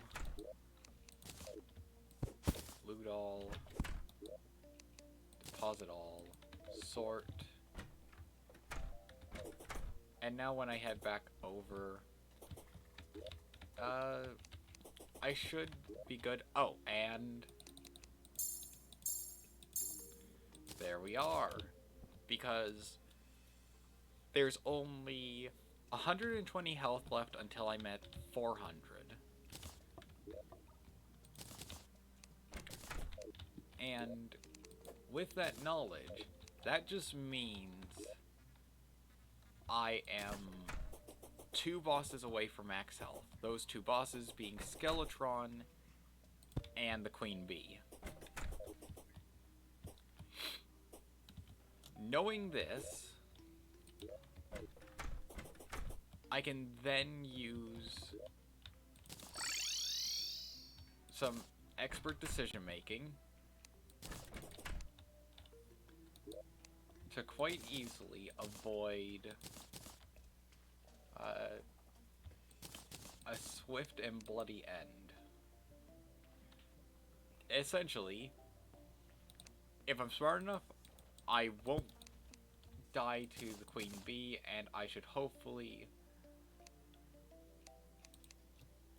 be able to fight Skeletron without major difficulty. Skeletron's honestly quite an easy boss. Okay, so now I can keep placing materials away.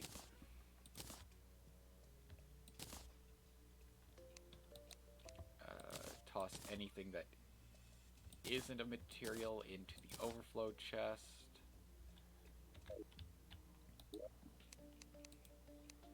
And yeah, for specific things, I realize I don't have the ability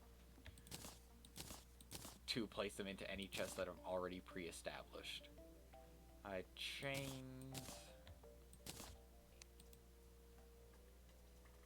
Yeah, that can be in the materials chest. Sand will be in the turf chest. Heart crystals in the material chest. Ice torches, materials chest. Clear out the pig. Anything that can go will. Okay, I need to quickly talk to the painter before he goes. Yep, that should be enough purple paint. Anything else? I need gray paint. Now I'm good. Now the painter can leave without any problems. Tools, that, magic, that. I'll just place Star Fury in here. I guess I could place hooks and such into the tools chest.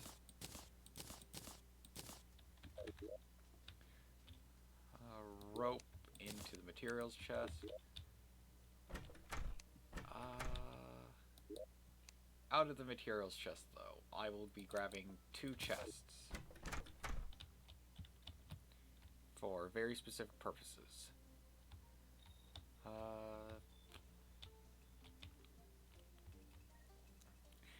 Yeah, for right now, I'm fine with this. Since I don't have my bookshelf, I might as well place my ores and gems in a spot where I can easily access them for crafting. So, more materials, that. I can place the peach in there. Those are both materials, technically, so I can place them in there. The slimy saddle will be in there. Potions will also, for the time being, be up here. And I'll separate out the potion chests. So, materials, another chest. So, that's roughly what I'm working with.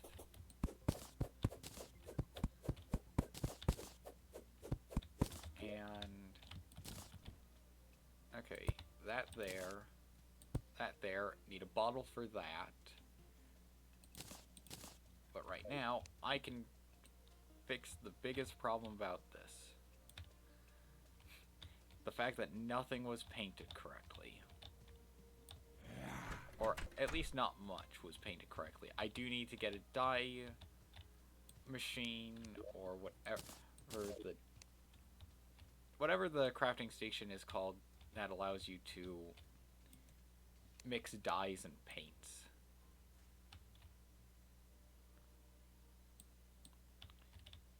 Okay, so this is going well. I've gotten everything that I needed to build done. I mean, the only downside of the house is definitely that at night it's a bit hard to see anything. Aside from the room with the glass chandelier. The painter and the golfer are freaking out because they're away from the assigned housing I gave them. And as soon as I get far enough away, they'll immediately teleport over there. So, I'm trying to think what could be good that I need to... What is something I need to get done now?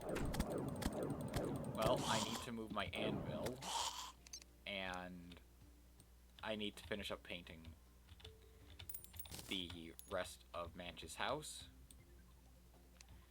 which I'm almost done with the parts that require gray. And done.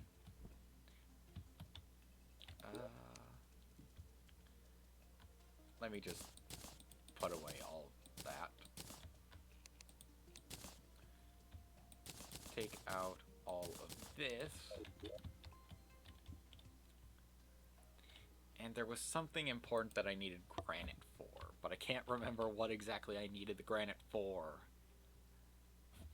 Oh, platforms. I needed platforms because I realized that being a mage, you could just have a floating staircase up.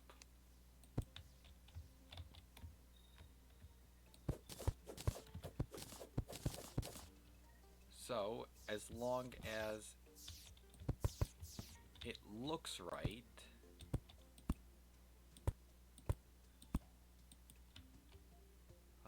could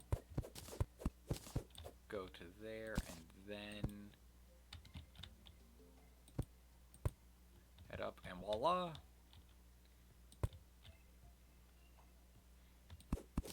Then you'd have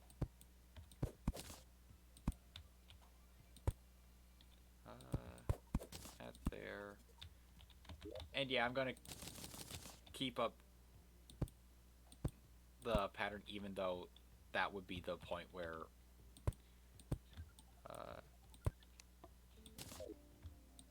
it would have just been that block which I just removed.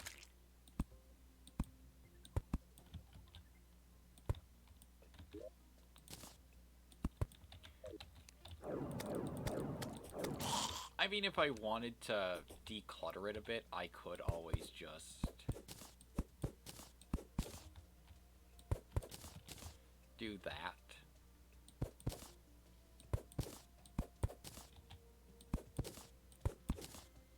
And that does make it feel a bit more magical and give it a interesting design. The real fun will come when I can play some more. Let's just grab number of chests. And yeah, I don't have enough space for a lot of this. So I have to make do with where I can place it. And in this case, I'm just placing all of the stone-esque materials into one chest, and now I could do something like, hey, I'll grab all that food material out of here, all those chests out of here, and that alleviates some problems that were starting to happen.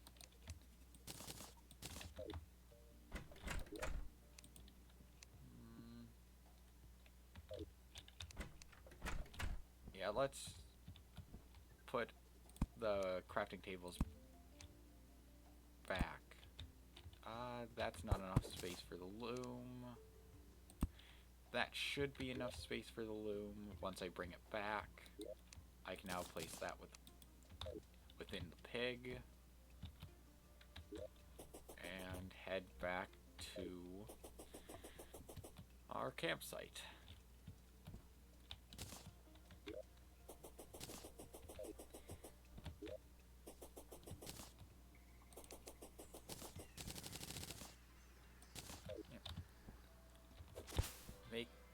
Make our enchanted night crawlers so that when we do start fishing, I have all the best bait I could have.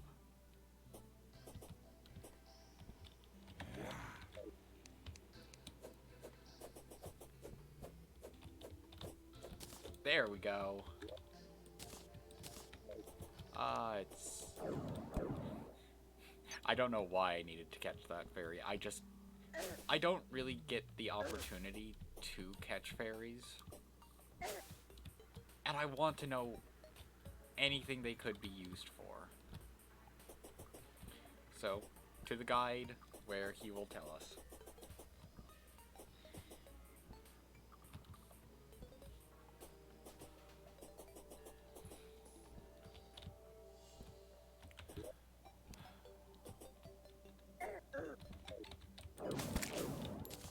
Okay. Just needed them out of the way. So, I may end up keeping this arena and not actually rebuilding one over in the area close to Manch's home. Because I've already got this one set up, and I could just prepare for a hard mode boss in advance by just using what I've already built. Okay.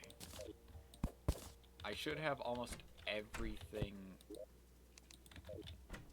on my person. Yeah, I have a bit of a problem when it comes to Terraria and hoarding items that I don't need. Use that.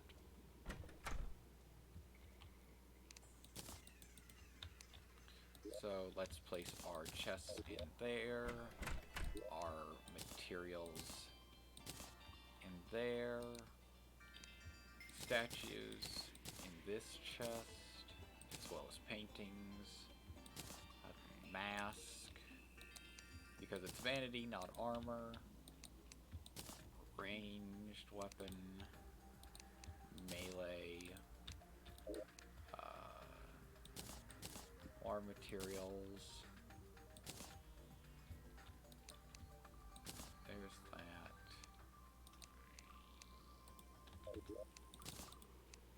Yep. Slowly, I am sorting stuff. Not the best, but just enough. This chest can be... yeah, that can be for accessories. I realize that I should have the web slinger in the tools chest.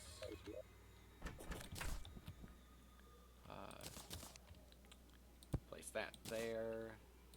That there. Living loom up here. Forgot to actually grab the loom. No, that goes in there. Turf, you get hardened sand block. This chest, you get the stone, as well as the walls.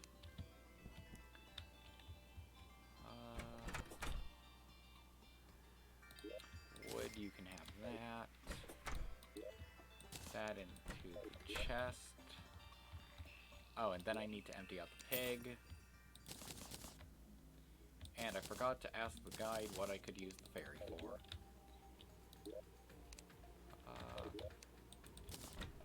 Yeah, that's got that taken care of. Now I just deposit all.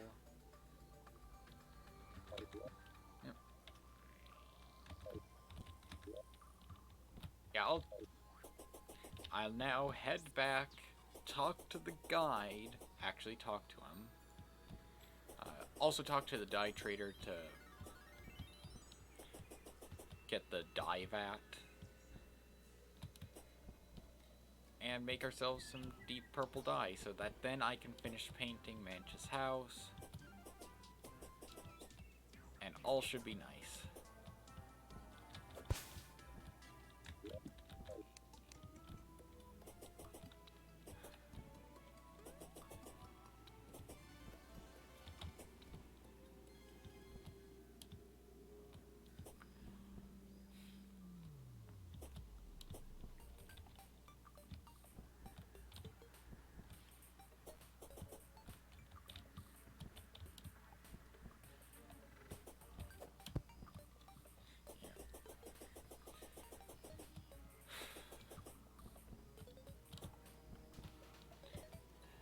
This is like what happened with the base world stream that happened not a month ago, but gonna say about 2-ish weeks ago.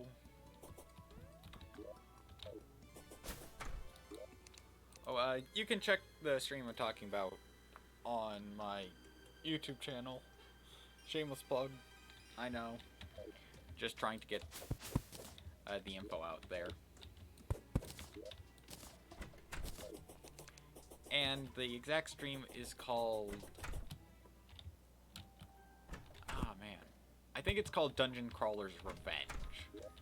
And in that, I just kind of accomplished the whole goal that I thought would take the entire stream in no time at all. So, yeah. Plan a bit ahead. It'll save you some issues with figuring out exactly how long to stream for. And I'm just grabbing some planters to prepare for, well, the moving of the potion materials. As well as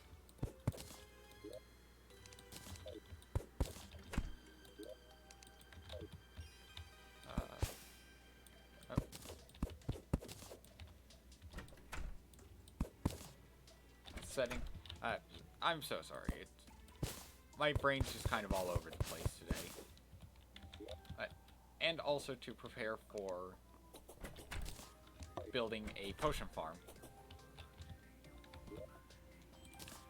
Right now, let's just move some things around and get this zombie banner placed down,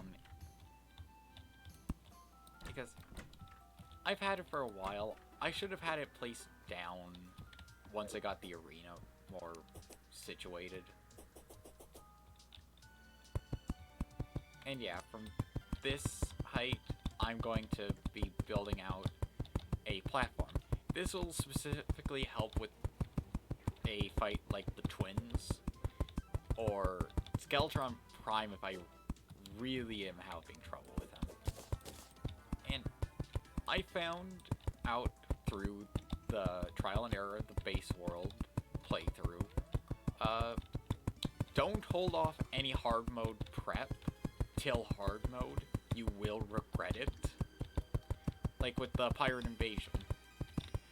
I'm going to just sit in my arena in the bottom part that I have there and wait for everything to just sort itself out. Sadly, I'm out of platforms, so off I go. Once I get some more, I can build up more of that bridge. And then trekking back and forth between Manch's home and the arena will be easy. Plus, I don't have to rebuild an arena.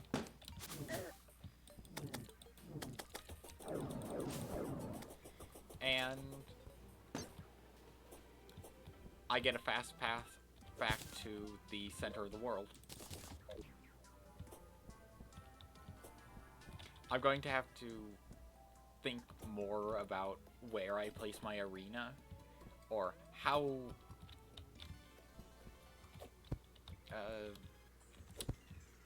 big my arena is, because I don't want to take that arena down since it would take too long and I'm lazy.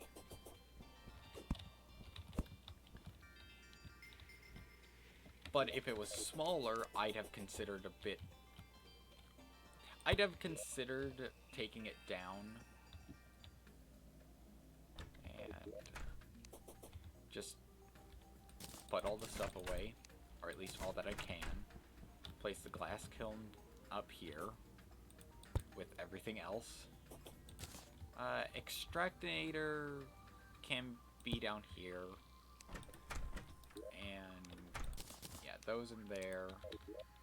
Oh, paintings too. Wood, you have the Dynasty and the Living Ones. Chandelier. For this chest, place all the brick. And yeah, sandstone as well. Glass walls.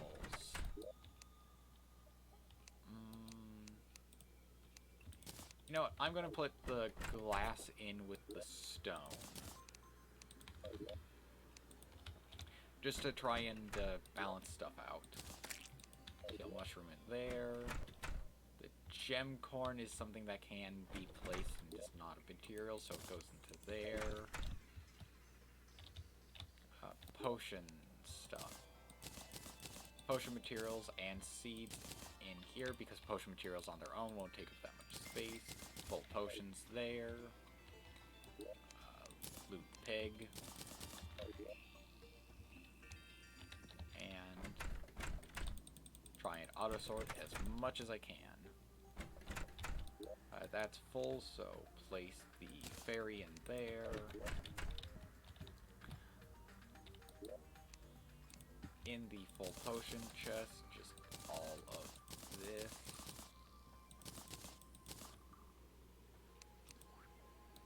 This chest, however,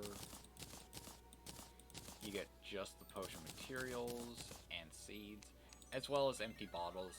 I will be making a proper, like, greenhouse area. So, for the time, as it stands, I'll put the planter boxes in there. The loom gets to go down next to the sawmill, since generally that seems to be a bit better of a place for it. And now it's time to paint a lot of stuff purple. So, lights, purple. Basically, most things granite, it gets purple.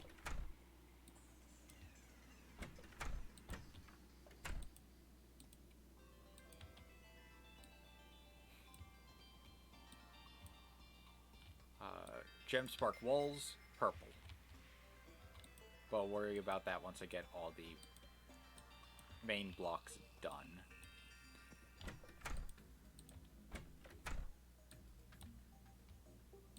And yeah, I just kind of found that I liked how that looked. But now for the proper part on why I needed the deep purple. It still has the standard amethyst glow, but it just, I think it adds something.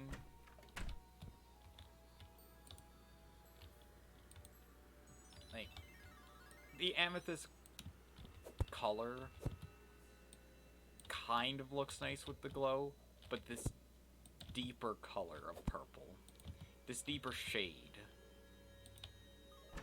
just looks so good.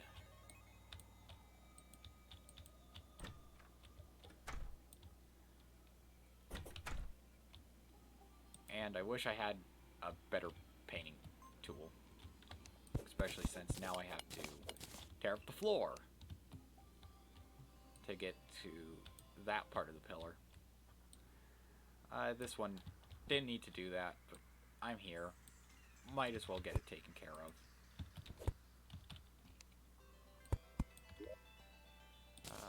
Smooth marble. Quickly grab the regular gray so that then I can paint that. And I could consider painting the floor purple, like all the wood floor. I'm just not sure how that would look, and I could do that in my test build.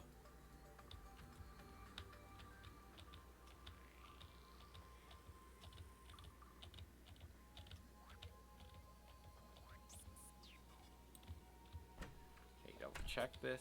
I mean, with the granite block, it kind of makes it look a bit pinkish, but I feel like that Like, anybody who's played modded Minecraft will get this, but it kind of kind of reminds me of the Flux from Thaumcraft. Like, anybody else get that vibe?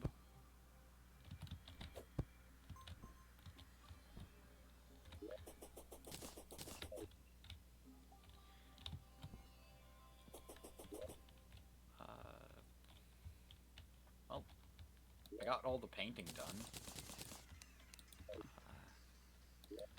If I check the map and focus it over here, yeah, there's no chests currently there, and all I really need to do is grab some turf, head back over there again, and fill in the hole in the ground.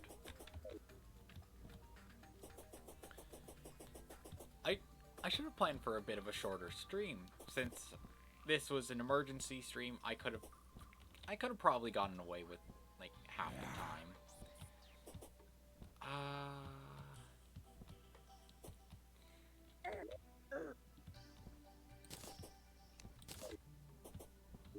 Yeah, no. Oh. So, I was checking the time to see if I'd be able to get to the dungeon fast enough and fight Skeletron. Because once day falls, Skeletron gets a special desperation move, or I mostly hear things about how Skeletron, once day breaks, gets really difficult, and I think it essentially is that Skeletron just becomes the Dungeon Guardian. Which, for a certain run I'm going to do, where, for Manch, the rule about health and damage is not accompanied by any other special feature, and I'm going to do that for all my Terraria characters for this, except for one. There is one character for a Terraria run that I will not do the health limit for, and that is my melee run that I have planned for not immediately after Manch. Actually, maybe immediately after Manch.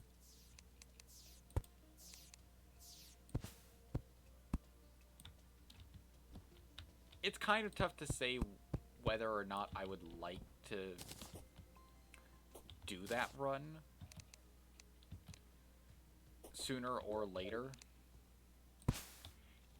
It's a weird situation with it. Mostly because I dislike melee, but I'm going to be playing on a smaller world, so I have a better chance of finding certain materials.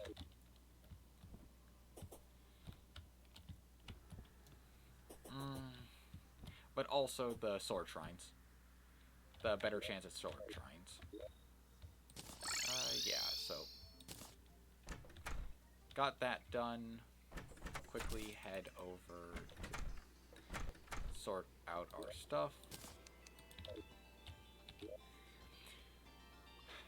So Skeletron, Queen Bee, Wall of Flesh, that is the chain of events that I have left.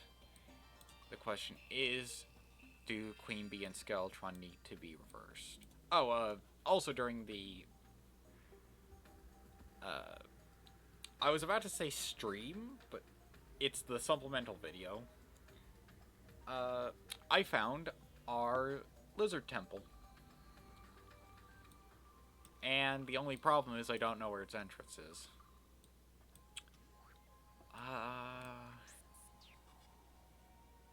If I beat Skeletron now, like the next night, I can easily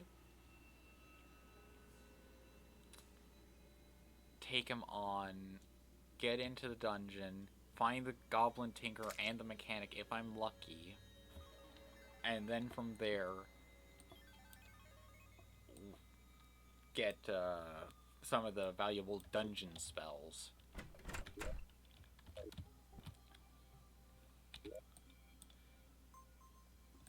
But rather than do that, I'd need to dig a bit over.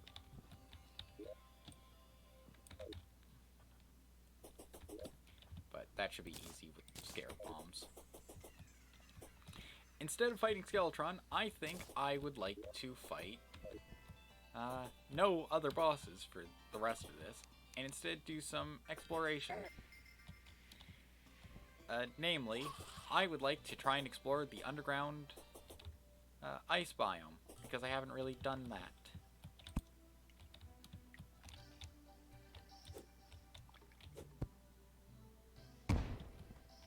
Wow, that wasn't that useful.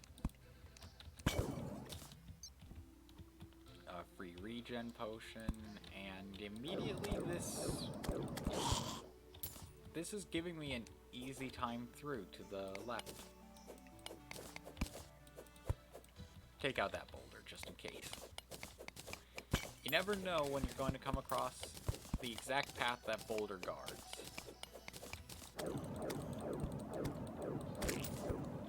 Away, enemies. I will deal with you some point in the future, but not now. If you want to swarm me, give me a blood moon to work with, and then I will fight you. Yeah, there's where the boulder would have triggered.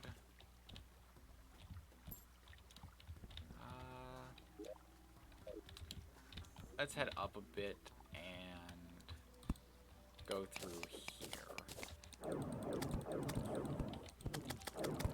Yeah, that's why Vilethorn's awesome. Against enemies like zombies or multi-segmented enemies like the Eater of Worlds, you can kind of just place it, forget, and switch over to another weapon. Oh, wow, that was a quick change.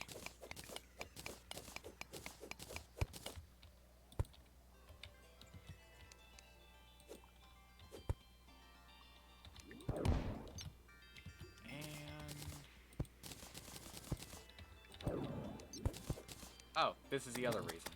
Vilethorn hits through walls.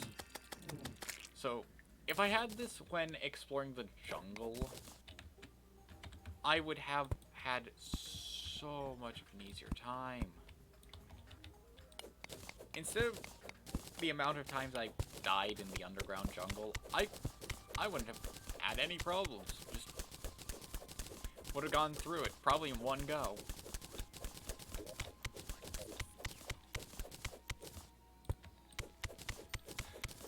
But I do still need to explore the underground jungle, because out of the items I still need from there, there's only really one. Oh, cool. Goblin army. Now, as long as I stay underground, I'm actually pretty safe. And this tells me that the whole center of the world thing, that's a long range for it. Or, that's completely wrong, and everybody who contributed to that bit of knowledge was conveniently just next to the center of the world, like the main spawn.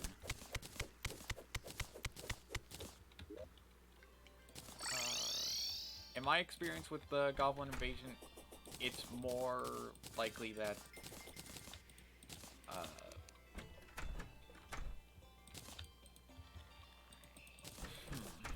I guess it's just more likely that they just spawn, and it's not actually a case of the center of the world check matters. I'm going to say that the health check does matter. Oh, this is a very bad idea that I'm executing right now. since I have to walk through multiple biomes just to get back to my arena. Hence why rebuilding the arena wouldn't be that bad an idea, and I could have the arena I currently have set up there as a remembrance, or, oh hey, I'm over here, so why not just use it? Yeah, I think that would be a good idea. Like, say I'm using my elevator to quickly get down to mine some ore, and then you feel tremors. There's a deep below you, or whatever the underground version of the destroyer message is. Then it's just like, yeah, just quickly return to the surface. I'm next to an arena, or feeling the air getting colder around you. Because hey, Skeletron would be a decently easy fight with this arena.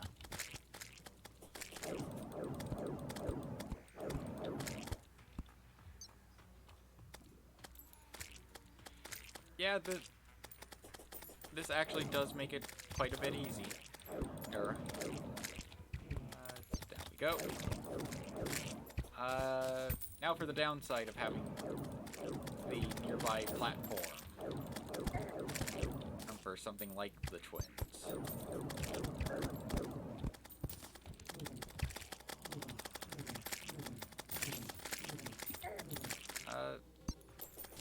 It really doesn't help. Especially when you have to deal with goblin invasions or the pirate invasion, because you're just giving them another spot to spawn from.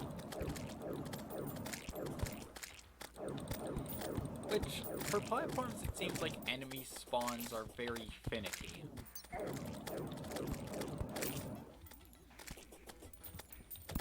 Like, it really depends on what enemies would spawn.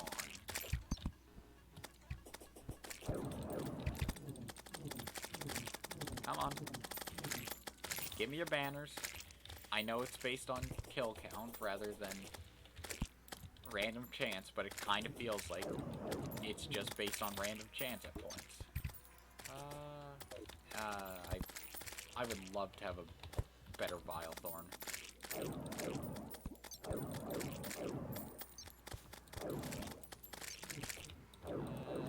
Yep. The army has been defeated.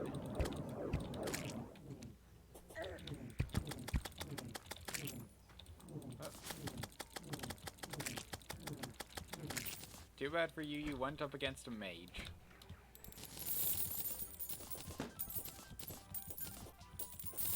Melee and range characters have the easy... not melee. Magic and ranged characters have the easiest time with the Goblin invasion. You know what? Let's just pick up all of these. Why not?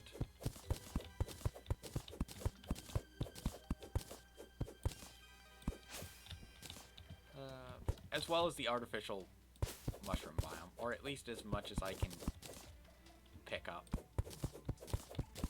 Since I'm going to need to build something like this up from scratch over at Manch's new base. Which is also something I could do. I could put it slightly underground with the potion farm, like...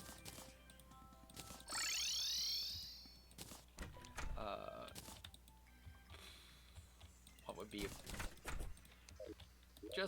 Just in general, it would be something that I think would be a good idea. But where to build such a place? I know. Right here.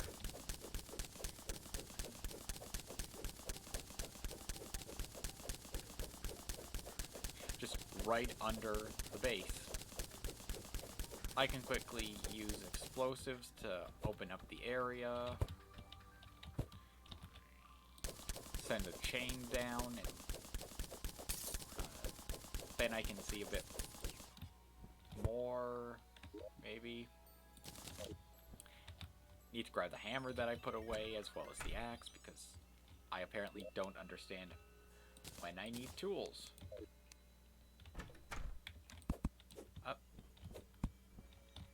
Also, just maybe grab the chain and place it down a bit further. And I use a chain instead of rope because I think that's a bit more into the modern style things.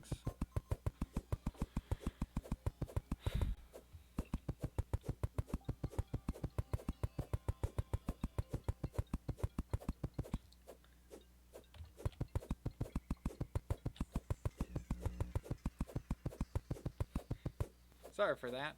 I've been having telemarketers try and call me a lot recently.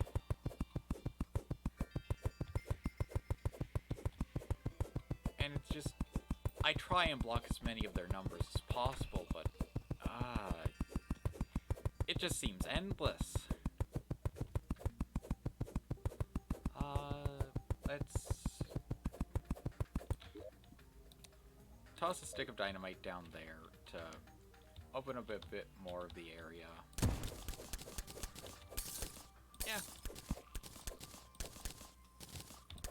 And then consider what we have in front of us.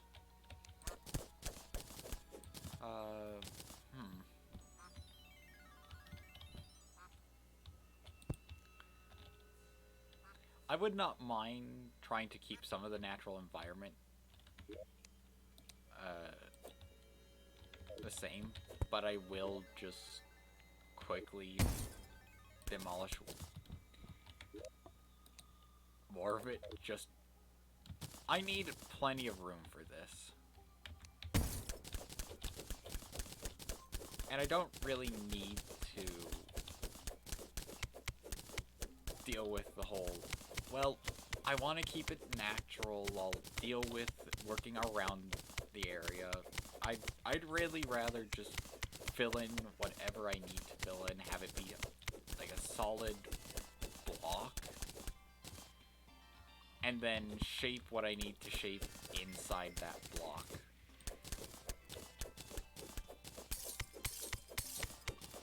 So, I mean, my main idea is that the potion farm has a sort of domed roof effect, and I just have to figure out what type of block to use.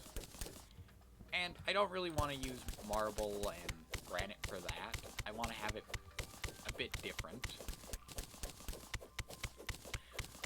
What could be good? Maybe I could use some of the snow and ice for that, but I want to make my arena out of that stuff. Oh, that's the only problem, though. This is how big my snow biome is. Where do I place the arena so that then it's nice and I don't have to fill in a giant lake? I'd say to the left would probably be good.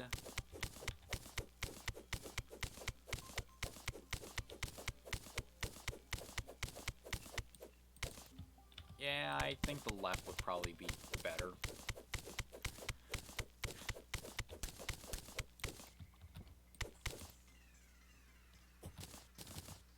So, let's just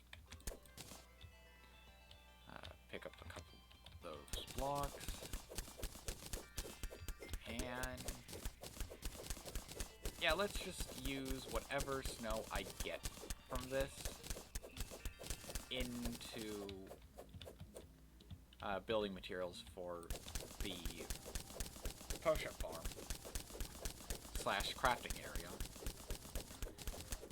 Since I realized out of convenience, I build stuff really compact, like, oh yeah, I have this storage area here, I have this crafting station here because it's right next to that storage, instead of just having the crafting area and storage be right next to each other. Have the chest for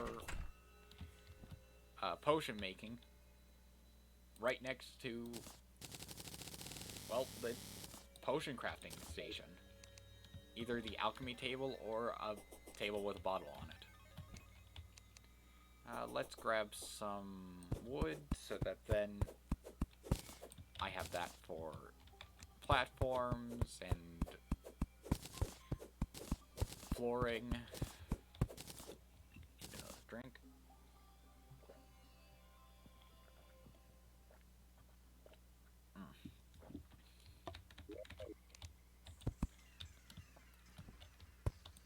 So, I have a filler stream coming up, and I have no clue what to stream for it.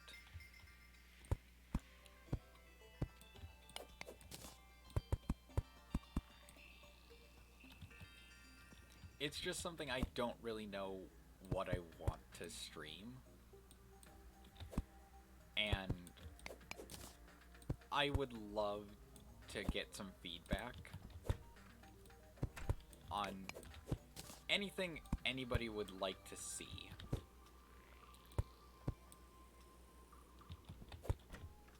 Let's just make that one.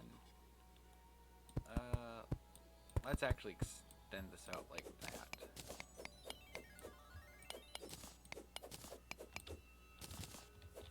I realize I have a lot more space to work with than I was going to make use of. Meaning I'd have to fill up a lot more space than I would want to.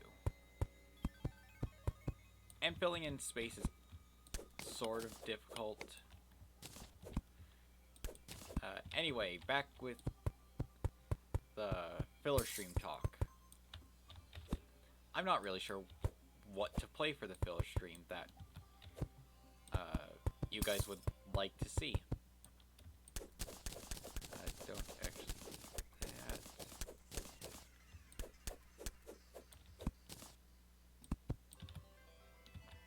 Like, would you like to see more of the 2 games that I do stream, or would you guys like to see more of something in line with like something else that I play? Like for instance, there are a couple of roguelikes that I really, really love to play. But I don't know if I'd be up for streaming them at the same time I'm doing the Terraria stuff as well as the Monster Hunter stuff.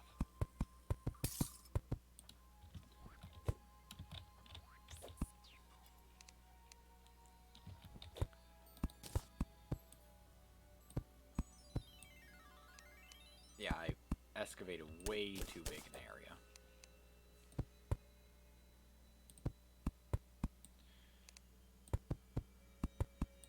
Especially with how I'm handling this.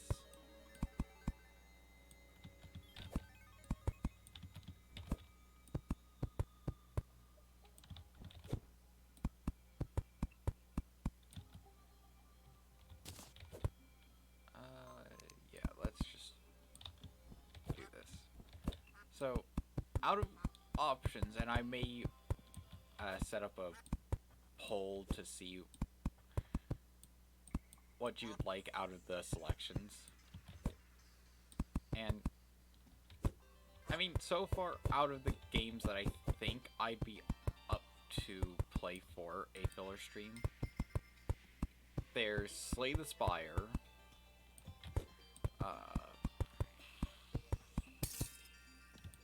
Chrono Trigger,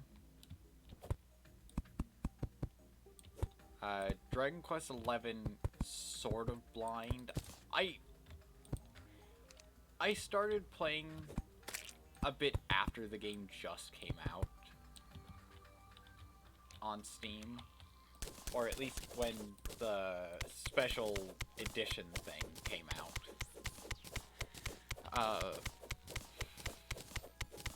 I think I got it and then I just kind of let it be, because I could only play it on my laptop, as that was the only thing I had, and I didn't really enjoy playing anything on my laptop because it couldn't really run a lot of stuff.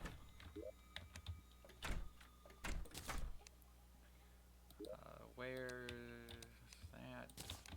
Wow, I don't have a lot of ice to work with. Kind of regret the whole ice brick decision now.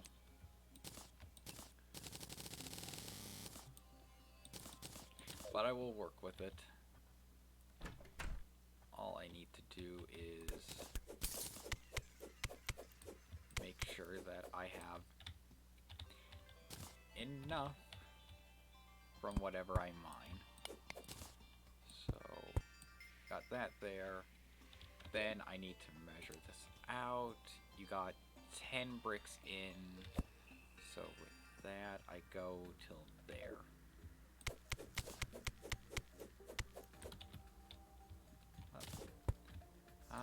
The difficulty of what I'm working with. So then it's to 9, so yeah. I go until I get to there. But, what else is there? I'm trying to think of games that wouldn't really take that much time. Okay, that's 2, 4...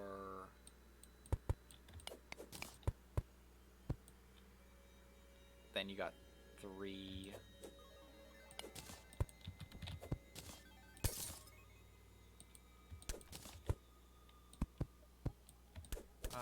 I have Darksider, which I think would be an enjoyable stream. That I'd like to figure out if people would actually like it before I were to properly stream it. Just, you know, gauge enthusiasm.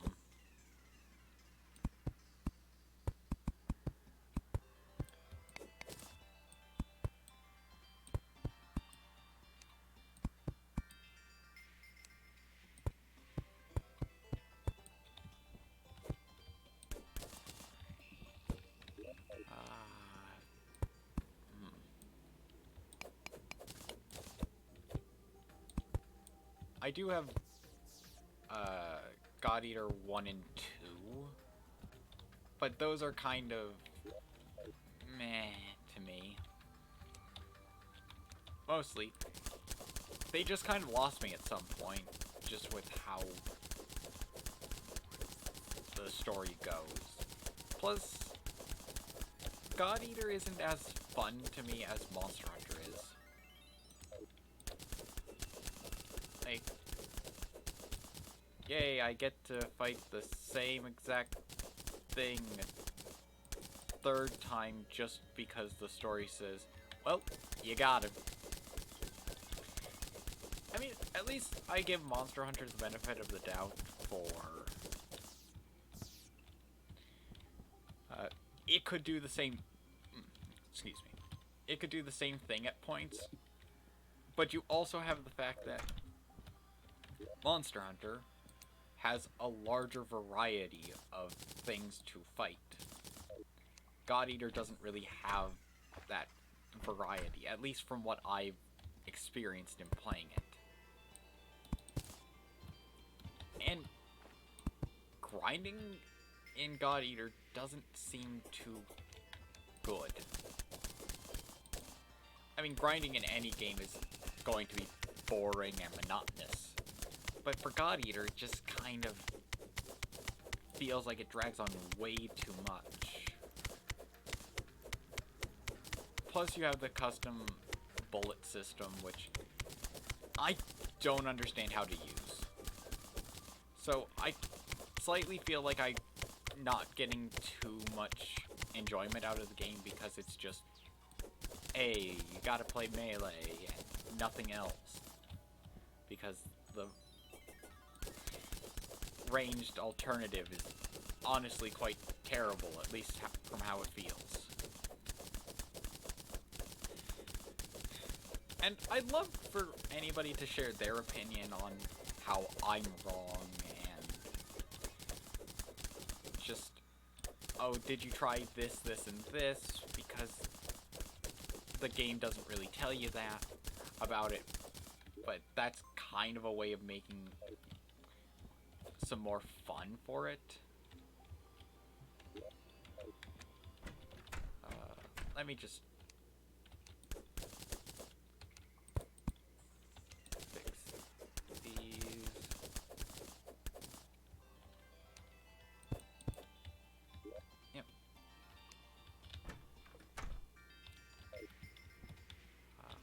Yeah, let me just start making some of these snow bricks as well. Because I filled in what I feel like I need to fill in. And for snow bricks, I'm mostly going to use them as walls. Maybe a bit of extra flooring.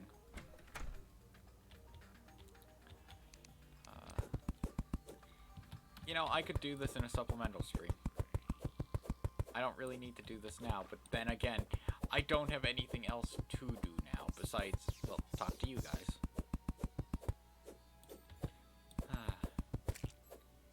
Damn, I could have gone after Skeletron Prime. But then I have to figure out what else to do for... Alright, I realize I said Skeletron Prime. That would be a suicide mission.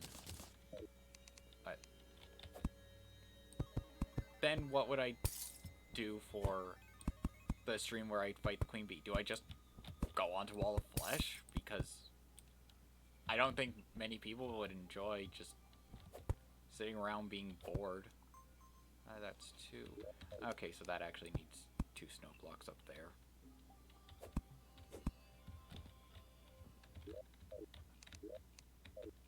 Yeah, that's just gonna take a while. So, I could start building some other stuff and go back to trying to explore the underground snow biome. Really, I think I'm just kind of tired because too much Terraria too soon, and the only reason I had to do this at the time I chose to was because I had the Slime Rain event, and the next part of my planned process for this was fight King Slime. And I didn't want to have that whole problem of, well, I've been gone for a while. What was happening when I last played? Oh, the Slime Rain. Yeah. I may cancel the Terraria stream that's normally on Saturday. Because, I mean, if you play too much of one thing for too long, you can end up in a situation where it's no longer fun and it actually seems more draining to you. I mean, personally, that's what happened with Monster Hunter at one point. And there's always going to be a game where if you only play that for, say, an entire week, unless you're new to it, you won't have fun once you get to day 5.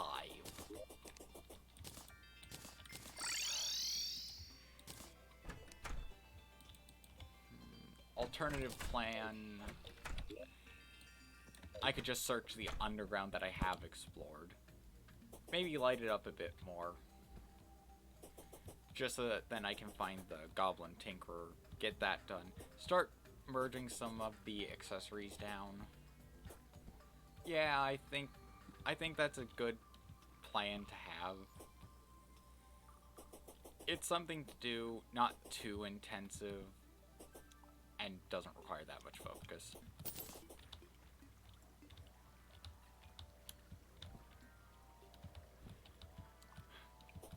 The only difficulty is trying to find them.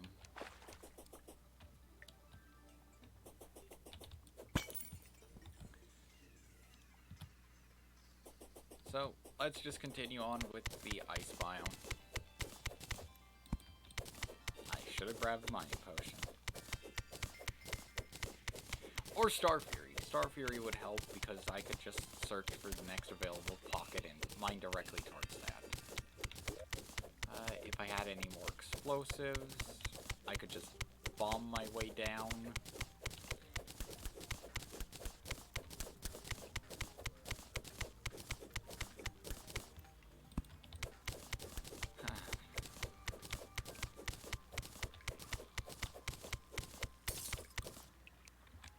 There. You know what? No, I think I need to dig down a bit.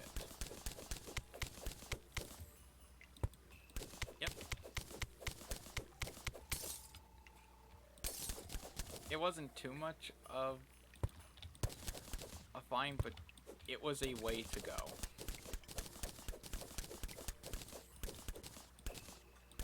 And heading down a bit more could lead me to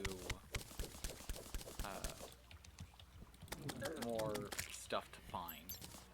Mainly, an abandoned house.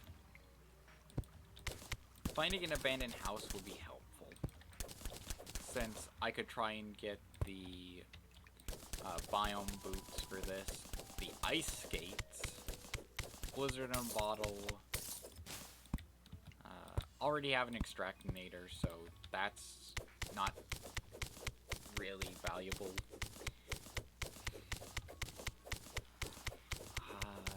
I can't remember if there was anything else in the chests that I would need or want. Like right now, I got most of what I need taken care of. I have the jungle armor, I have some decent accessories, all I need is the Goblin Tinkerer. And then,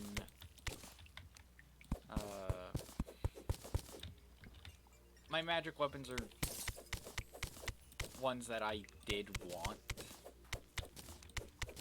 since I felt I was missing out on damage.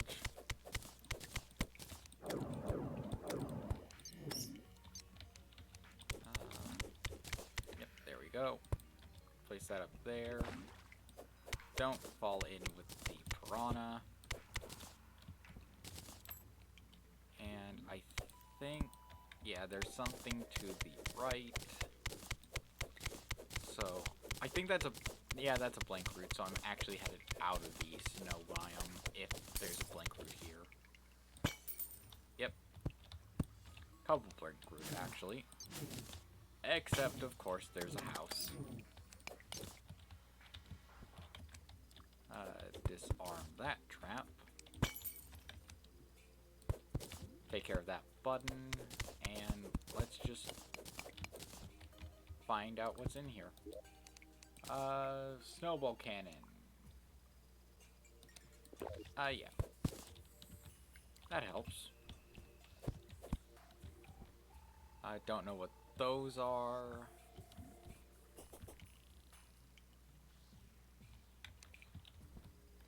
Let's head up a bit to see. Well, I saw the kelp there, so not going that way. Some gems.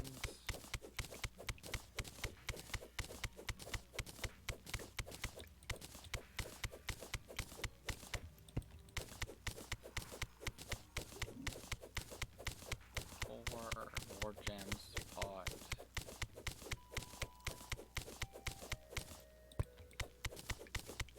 Where are the chests? That's what's important. As long as it's not a dead man's chest. That would be a bad find.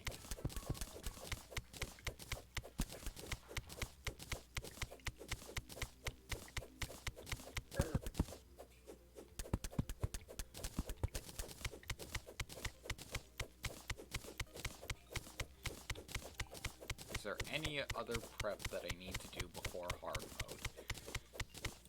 Aside from the... Well, there's obviously the pre-wall flush fight prep, which is get the runway up and build the closer to home arena.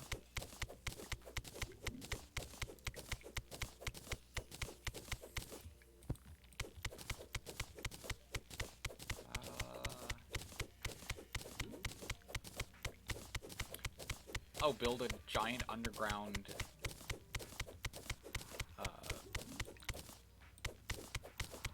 AFK farm. Build an ocean AFK farm with Duke Fishron arena.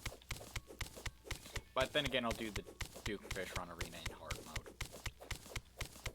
I do just need to go to the ocean biome, as I haven't actually made it there yet.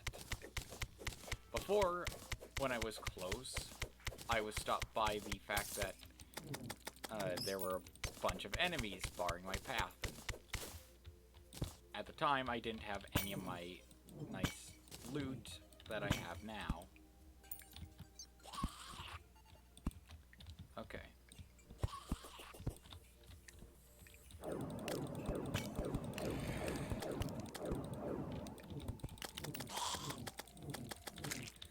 Just catch enemies on the Vile Thorn.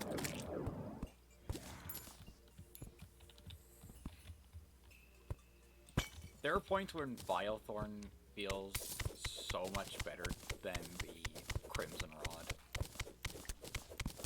I mean, both do magic damage, it's just the Vile Thorn is able to hit through blocks, can multi-hit enemies, and gets the bonus of being something you can easily obtain, because once you get it, if you get it for the boss, then, well, the boss is made easy. Whereas the Crimson Rod, it helps for the Brain of Cthulhu fight. But honestly, it's not that great. I mean, you can use it for specific things, like AFK farms without lava, and if you desperately need a magic weapon, it's not the worst. It just kind of is a bit disappointing.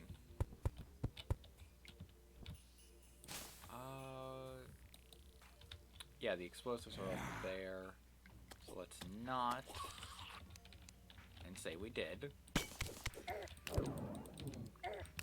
Ah. I don't want to join your ranks, so please stop asking me to do so.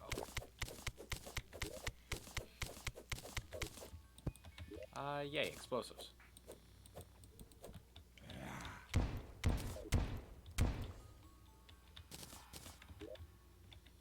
Not too much of a better situation. How about more explosives?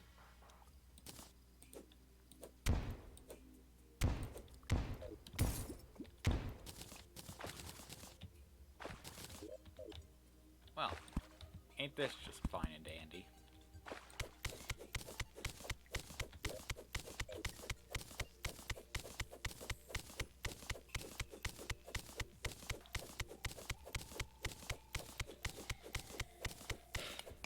Yeah, this was a terrible idea. Just the way I'm handling this. I'm exploring a biome that I don't really have much of a need for. And I only justify going down that way just because, what, I feel like an NPC could be down there and be useful. That is the worst excuse to search an area that I don't need to search just to fill content or fill the air. Just over here. Ranged. Oh, and then turf.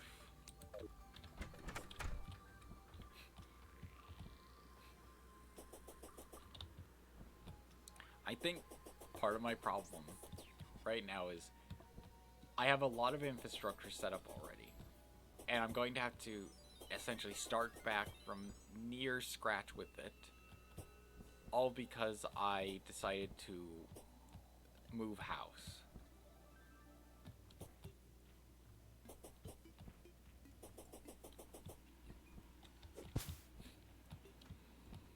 This just tells me don't get connected to the biome or don't build up too much before you know exactly where your base is going to be. Because I just feel no investment in the area that I currently am in. Like, I like the snow biome. It just, well, I don't really have much of an infrastructure there.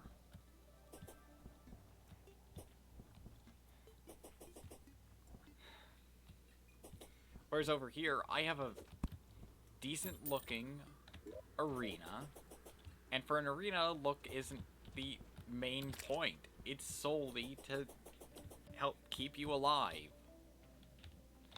So I'm going to head down the elevator.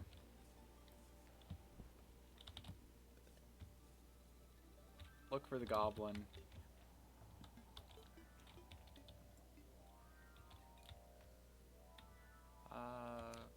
Let's just open up this path quickly and search down it. I don't remember what layer the goblin can spawn on. I just know you go deep enough and you find him. And I could pass by him.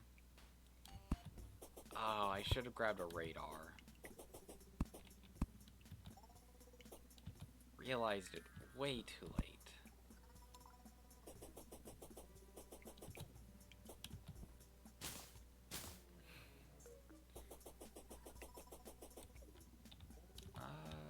Well, let's just head down a bit further and look for him. Maybe more at this layer.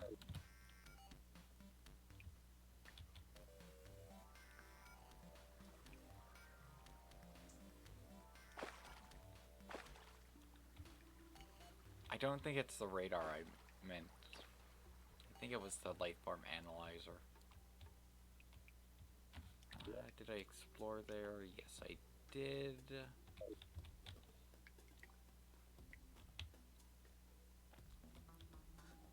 I just didn't explore it this far down. Okay. Glowing mushroom biome.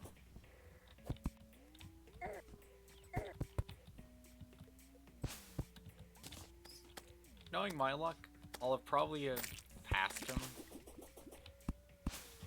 Whoop. Look before you leap.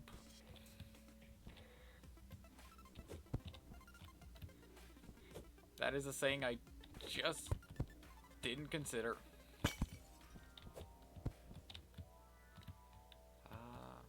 Yeah, knowing my luck, I probably passed him.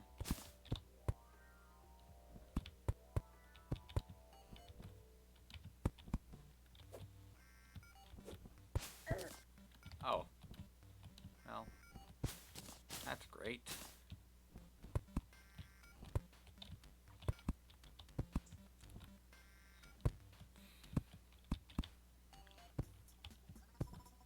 Okay. So I know the Goblin Tinker can spawn at any layer from the caverns down, including in the underworld. Well, ain't that nice. That. How about I reforge my wand? Wow, I must have spent a lot on paint. That doesn't help. Well. Yeah, kind of forgot to need enough space for that. Just going to move that. And that's not even the thing that I needed. Okay, Spectre boots. I can replace those. What am I missing? I have the metal detector, the stopwatch, the depth meter. I have a watch, the radar. Missing the life form analyzer from the looks of it. Huh. Oh, of course. Need to make the Band of Regen. Which I have no clue where to put it. Sorry. I had to sneeze.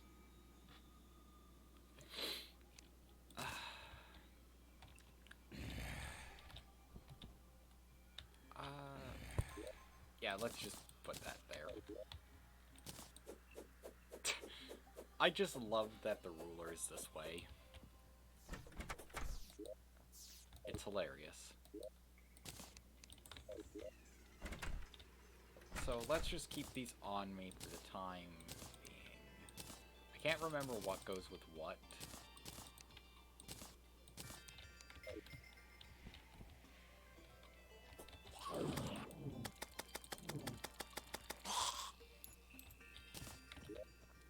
So I'll just manage. Okay. So, I currently am in a bit of a money problem.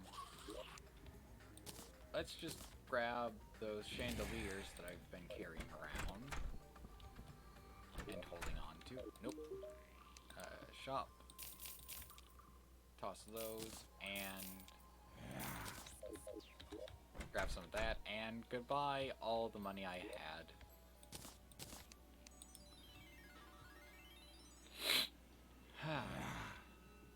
Okay. Well, this does indeed pose a problem. If it wasn't for the fact that some glass and some gems together can make stained glass. So let's just...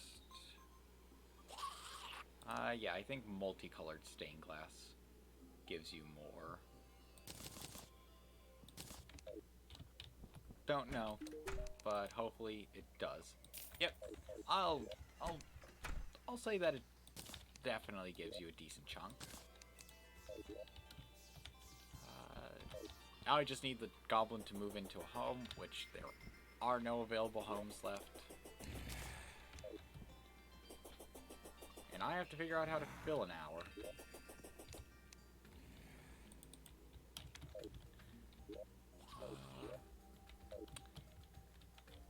You know what? Let's grab some platforms.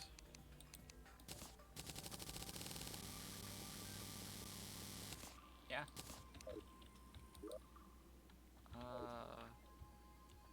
Go to our materials chest. Make a heart lantern.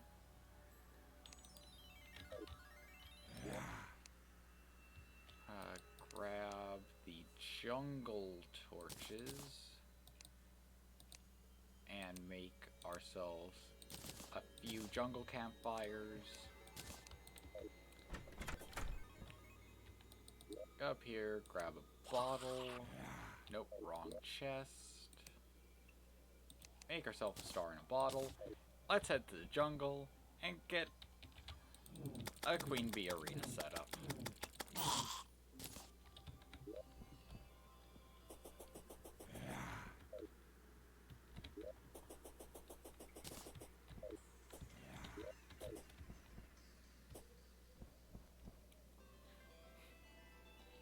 As soon as I'm able to have a pylon network, I think I'm going to enjoy where the base is a bit more.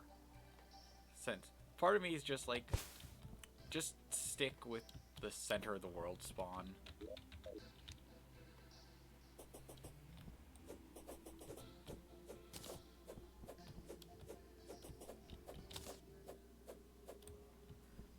Oh yeah, now that we have our Spectre boots, our wings are actually really good.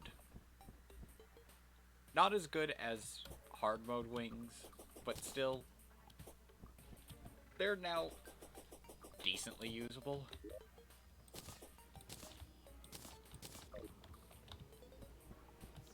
Like, our flight time's a lot better because the rocket boots stack with wings to increase the wings' flight time. Not really how long you get to stay in the air before you start having to glide. But it's still better than nothing. Yeah, I'll just fight the Queen Bee without buffs. I'll be fine. Said everybody who lost to the Queen Bee in seconds. Yes, there's the forest pylon. I was waiting for you to sell that for a while.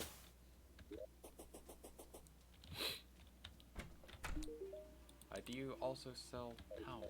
Why won't you sell the safe?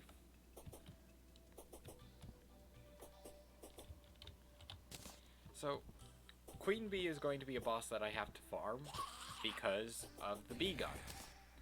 And I don't really want Manch to use the magic guns subsection of magic. Partially because it kind of feels a bit off character, but at the same time, it would 100% fit a modern mage. Like, well, why should I have to use stuffy old tomes or staves that are quite hard to manage if you have enough of them? So I'm kind of on the fence about that. And I guess it's mostly because I don't want to just spam the bee gun to win the game.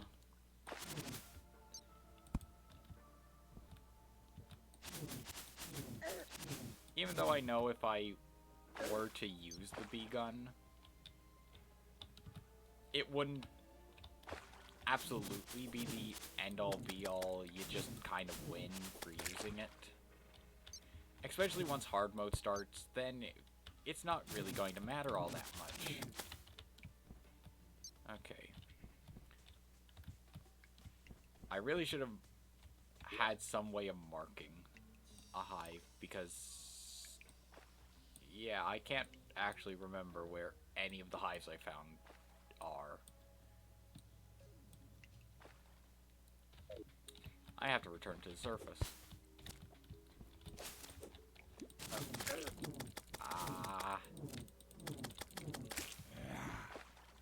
I really wish I had gotten lucky and had a Beezor drop.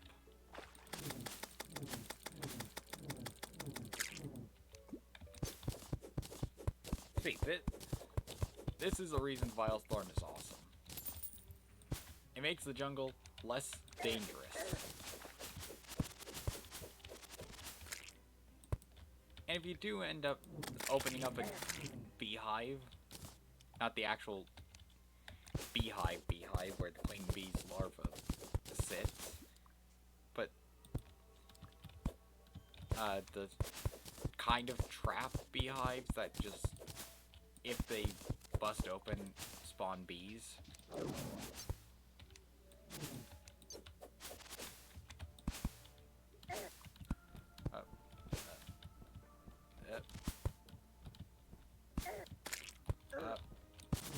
No.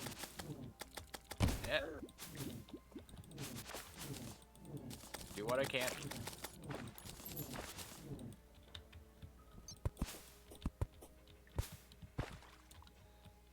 Just need to get through to where a hive is. The worst part being most of them are farther underground, past the lizard temple that I found. Sure. Clown in a bottle. Nice find. Not overly useful now.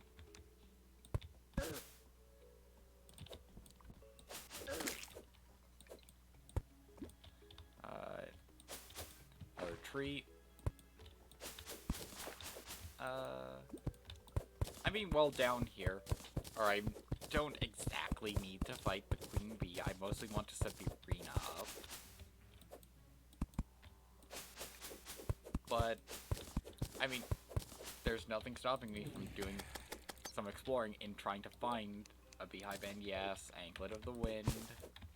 I already have an aglet, so now I can make myself some...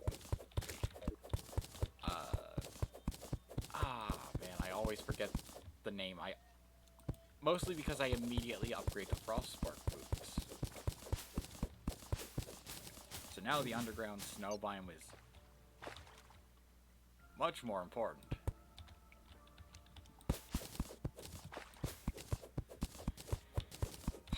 Let's think.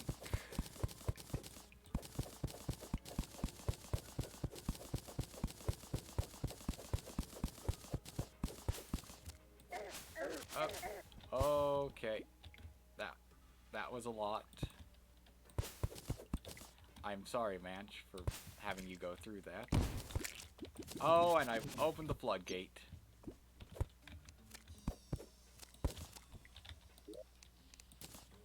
Staff of Regrowth. Perfect. That wasn't even sarcastic. It is genuinely perfect. Yeah, no, I think I call that a bit of a wash. Just have us safely back at home. Might as well make the cloud in a balloon. And the blue horseshoe balloon, because why not? Grab our boots, make our lightning shoes. Oh, cool, arcane.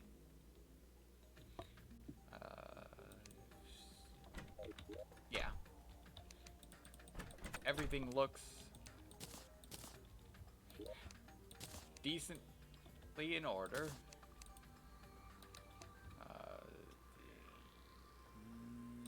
Fairy in there. Turf gets mud put into it. Wood, get that. Let's just place all our supplies for building an arena down there. A Staff of Regrowth, although melee, will be kept on my person. A Traveling Merchant. I could use some of his wares. And some menu problems later. Sell off all of that.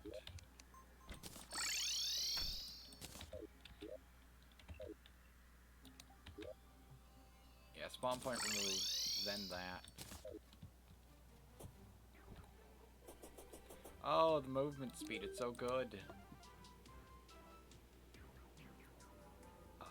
The cement mixer. I don't have anything to sell on my person as well. Aside from a couple of arrows. I could sell the dynamite. Shop. I can sell that.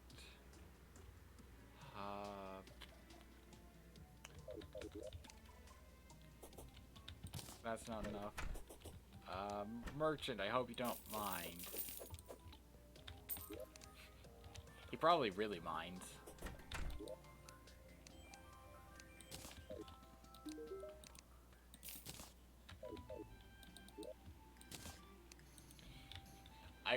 I would pay you back by placing down... Yeah, no, I'll place down the gold that I do have, so... I mean, I gave him 1 gold for the pig, then another gold for another pig. So, I think I'm good. I believe us to be square. And now I'm gonna fish on the cloud because, I don't know. I'm trying to fill time for another rough half an hour.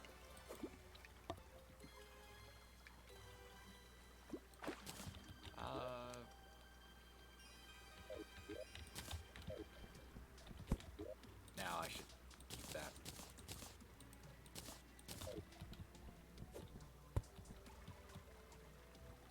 let's head on down to the right side of the world and try and get to the ocean biome over there. Because I realize I should just head to one of the ocean biomes. No matter what reason, I just need to get to one of them. Mostly to find the angler. But also to find out which one would be the best spot. Because I kind of talked about where I planned out some of the NPC housing and pylon placements, but I realized, well, the Hollow or the Corruption, I almost said Crimson, had to catch myself, but the Hollow or Corruption could cause problems.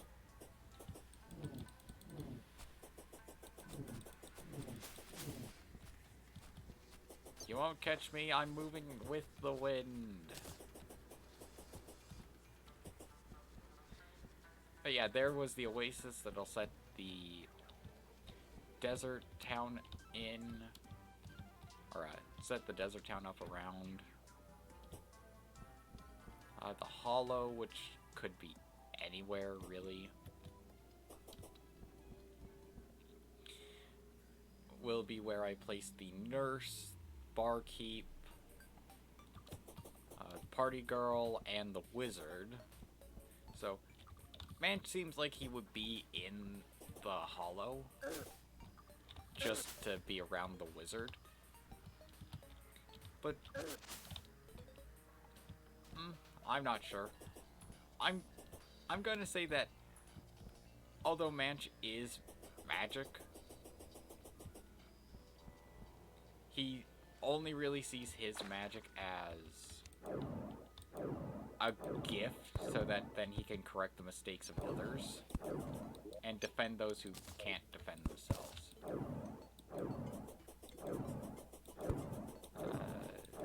Any other chests here? No. Nope. Oh. Wasn't that productive? Of course, the angler's on the left side of the world.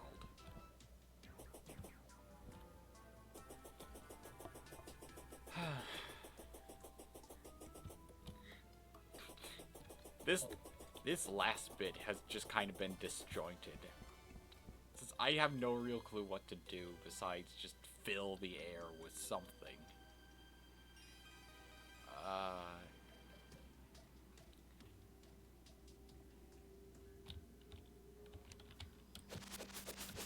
And with the 6-hour Manch of the Mystic, it was going to be, honestly, King Slime, minor improvements to things that I needed to improve before hard mode. Then Queen Bee, Skeletron, prepare the Wall of Flesh arena, explore the dungeon to get myself Magic Missile, Water Bolt, and the Aqua Scepter.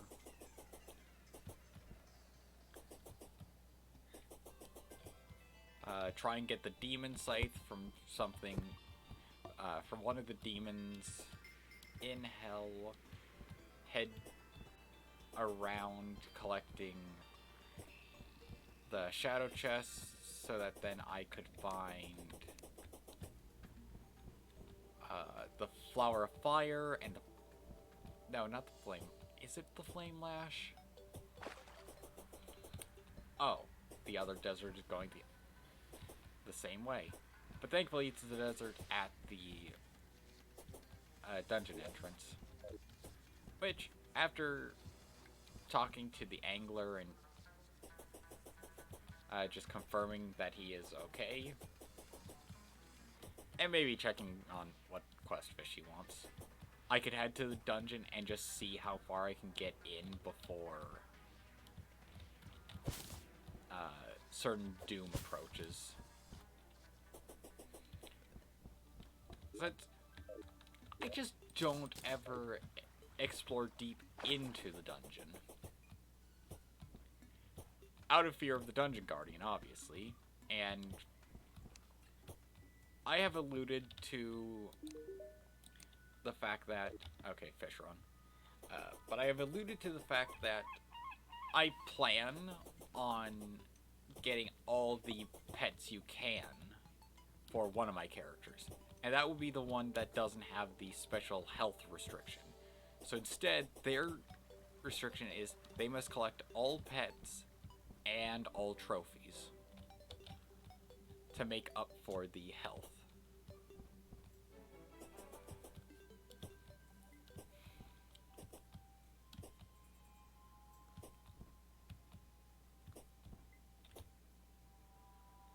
Well, into the dungeon to see how far we get before death.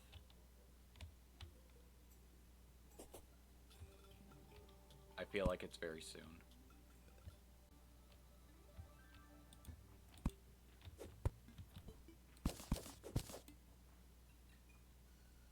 Okay, so from pure anxiety, I can't open that door. I just can't. It is a... So, if anybody has ever had the feeling of, if I do this thing that I'm about to do, I will die. That is the amount of fear that is there. And, you know, bugger it. I'm alive. How am I still alive? Okay, now if I go down any further, I think I'm doomed. How am I down as far as I am?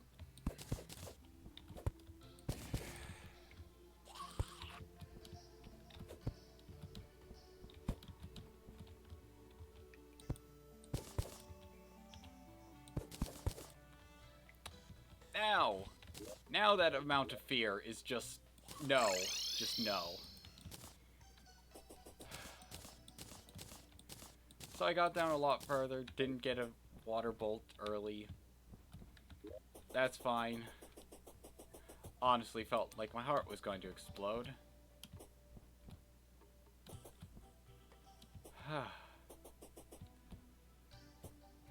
Let's just head back to the house.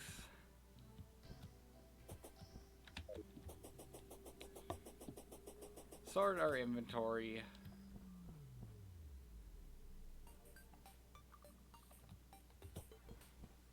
I'll take a good break from Manch's story. Since it's going to be a lot longer than a week until the next Manch the Mystic stream. So, I mean, Monster Hunter will still continue as normal. The filler stream will be moved back to its normal place.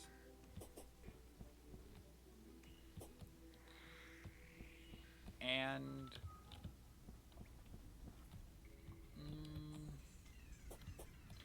yeah, no real change in times besides maybe reducing the time for Terraria streams down to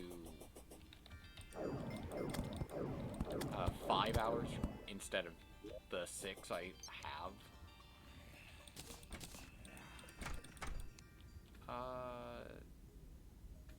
Yeah, so that goes in there.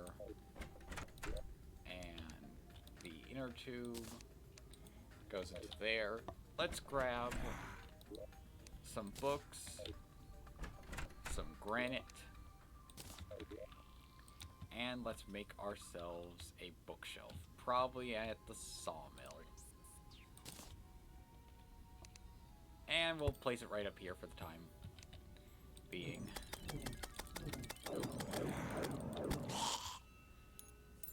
Zombies taken care of.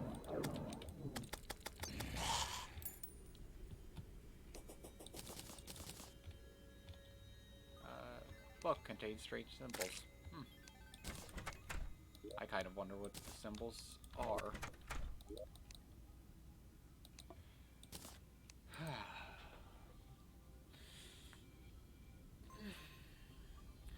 I probably should have, at the 2-hour mark, said, yeah, I'm gonna take a bit of a breather to get some food. since now hunger is setting in.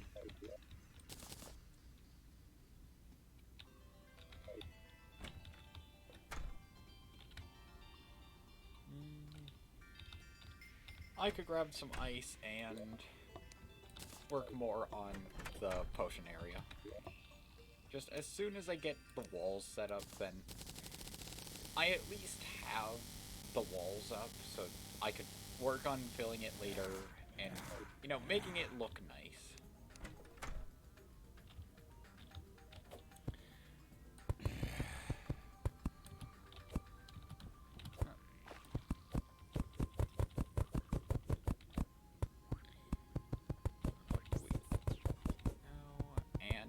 I mean, I have more of a wide space, so I don't think I need to make it as deep, but it depends on how many planters I want to have.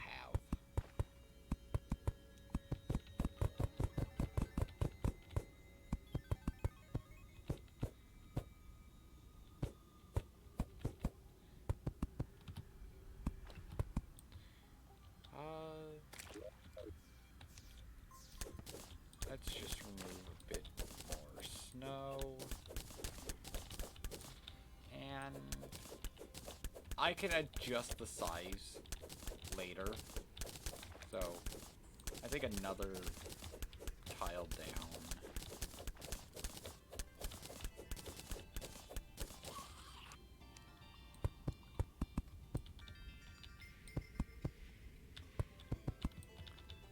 And let's bring this across. Get some more light. Because I always fear that it's just a bit too dark. Since obviously my monitor's setup isn't what's being recorded, it's the game itself, and I have this constant fear that the stream is too dark at points and nobody can see anything that I'm doing. So it's just this black screen and it's boring because you're hearing what's happening but you aren't able to see what's happening. And who knows, you could be listening to this in the background on just as like some, well, background noise. And you don't really need visuals.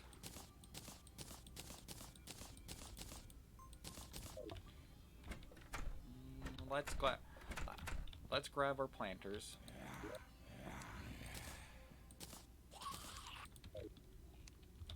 And some boreal wood.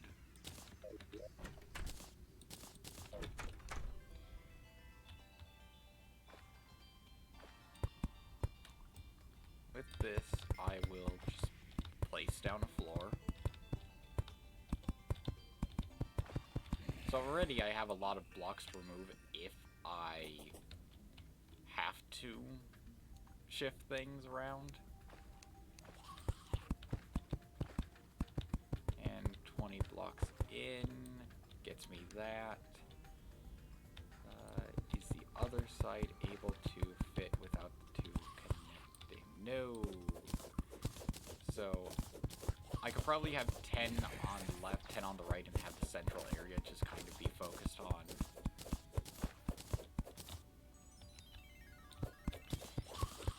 the main potion stuff and maybe like a water storage tank. So let's just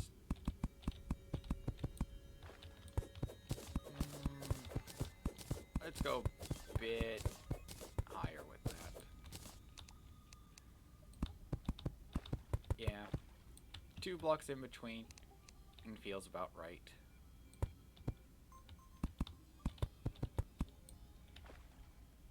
And I will repeat this on the other side. So Day Bloom right there, followed by Blink Root. And I'm not sorting this in any way, I'm just placing them down.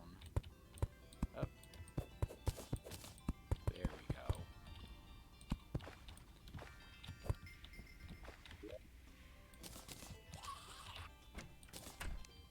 Let's place the wood away. And now let's grab our seeds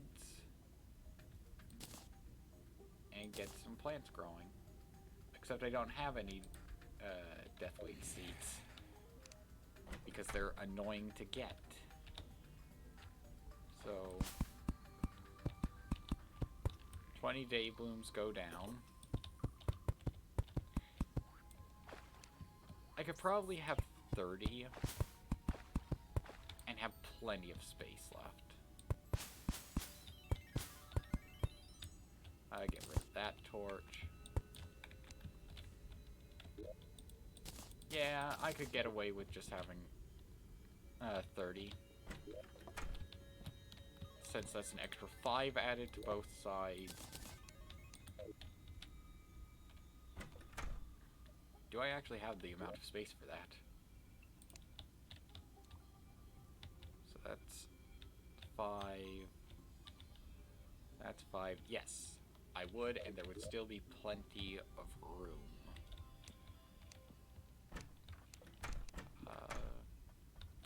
Let's put the ice away. And I think I definitely have plenty of space to work with what I had planned. I'm going to need a bunch of glass, though, so I'm probably going to flatten out the desert by the dungeon, since I'm not going to build anything over there. Maybe. I mean, if this becomes hollow, then that's absolutely perfect. I have the ocean, hollow, snow, then you have purity, jungle, desert, and the right side of the world doesn't really have much that I care for aside from the jungle.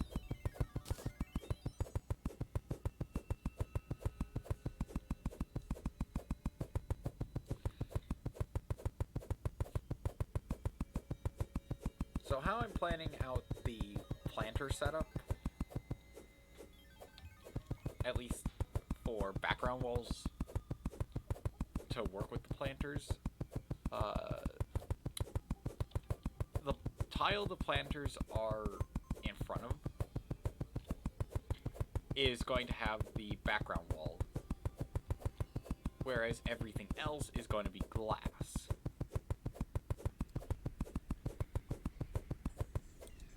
So it's going to be that, and I'm going to have this kind of deal right here.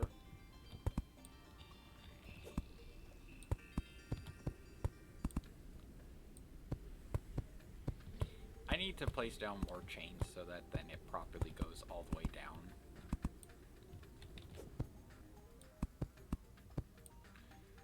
Glass will fill that and head all the way across.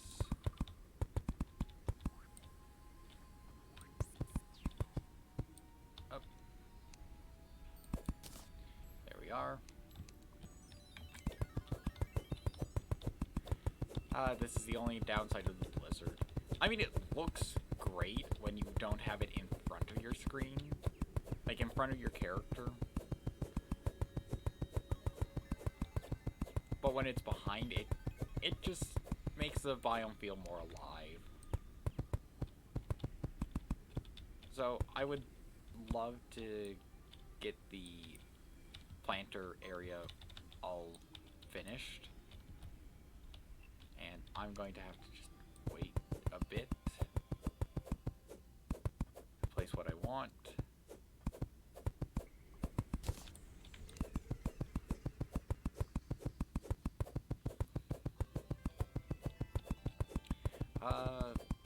The debate of ice torches versus regular torches is one that I have for this area. Mostly for whether or not I want the colored lighting. Otherwise, I'll just paint the torches blue to fit the color.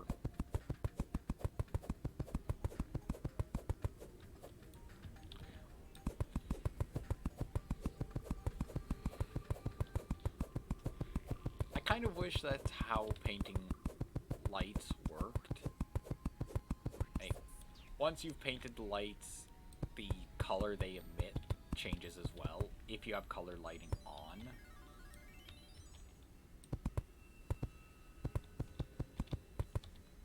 Since I think that would be quite nice. And quality, or the quality trash, sorry. Thanks for the follow.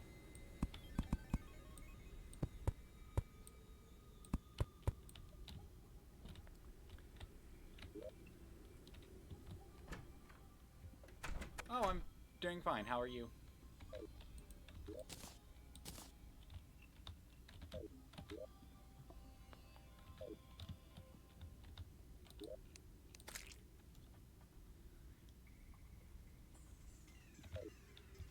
Do I have enough glass? Not nearly enough.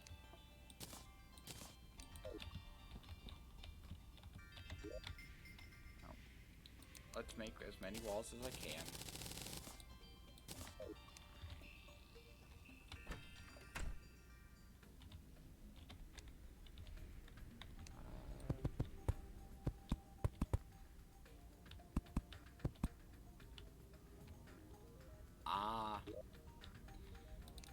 Yeah, I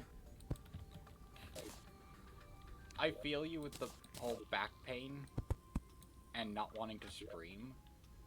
I actually recently got some little desk shelves to raise my monitor so that instead of hunching over, or to be, like, to have my eye line just right for my computer, I now sit back a bit more, so that straightens out the back and just helps with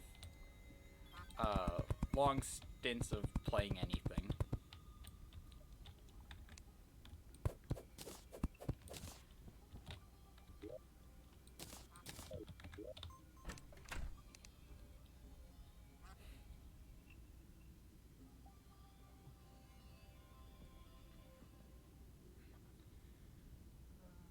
Let's see.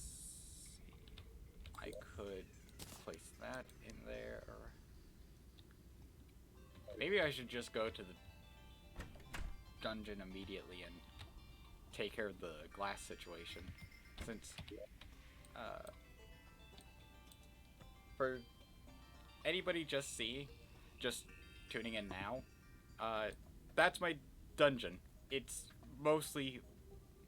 was mostly covered by the sand, and I had recently dug part of it out, and I've used all the sand from that up. Or most of it, at least.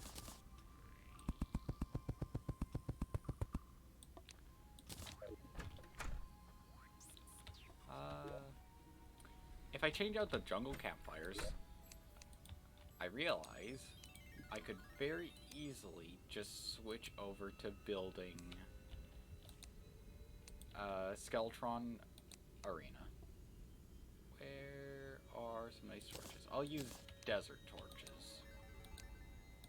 Wood, desert torches, some desert campfires. Sort that out. Torches back. And I'll just place the campfires I'm not using into the pig, and the bass will be in the materials chest. Now, what block do I want to make the arena out of? Ah, I have sandstone. Why not do that?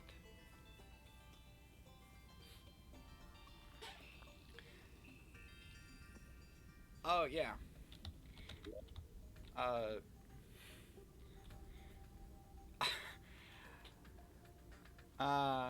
Yeah, Terraria kind of has a learning curve to anyone new to it. And I've been playing for I was going to say a little while. Honestly, I've had Terraria for a couple of years.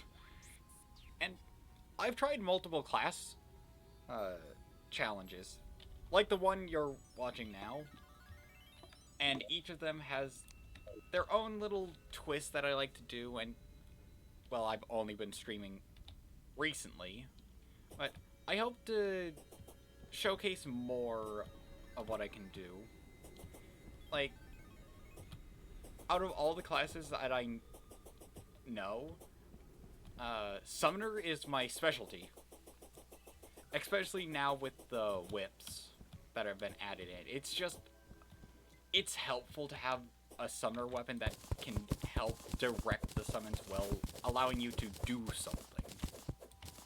Like, that was the one problem I could have ever had playing summoner. Just, well, time to sit back and let the summons take care of it, or cross-class into using some other weapon type. But,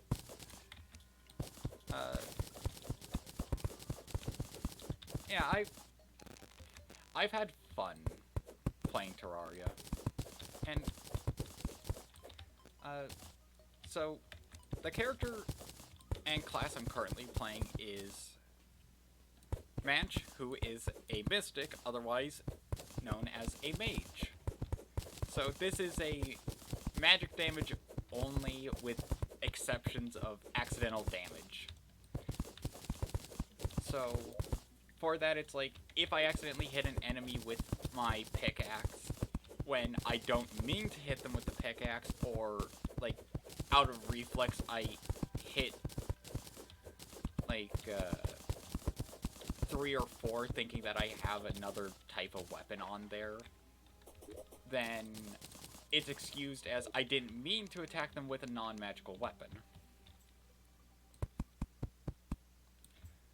And considering it's just going to be a Skeletron arena, I shouldn't have to get too fancy like what I did with my main arena, which I'm going to have to rebuild, since I just put it in the wrong place. Ruler. Yeah, let's... Is that 10 blocks? Yes. Let's have it in line with the dungeon roof. And, of course, with the dungeon and building anything near it, you have to be very careful to not mess up any of the blocks.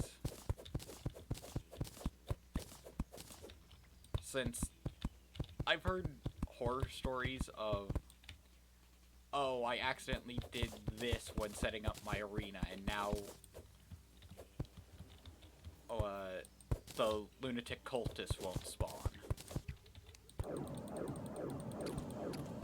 And I've always tried to avoid that. Okay. That'll be where one of these are. And I mean, you can pull Skeletron far from the dungeon, so I don't need to worry about how far out I extend this, but I'm going to limit myself with something close to what I did before, where I'll go out around 45 blocks, place the center point, then out another 45 blocks. That just seems to be enough space to do stuff. 44. There's 45.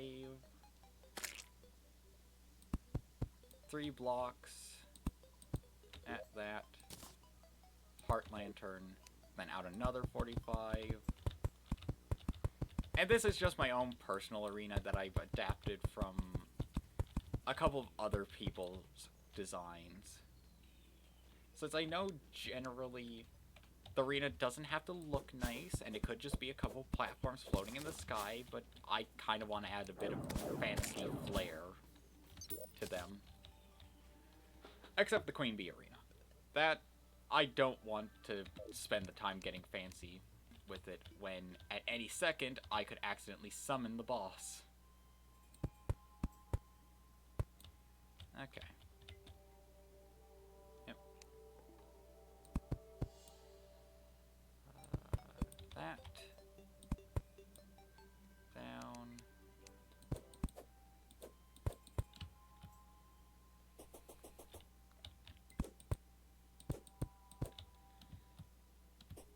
now with that kind of setup, I can place the campfire on the other side, and I'm only going to use... Oh, now the question is, do I just go with 2 layers? So, that's... that.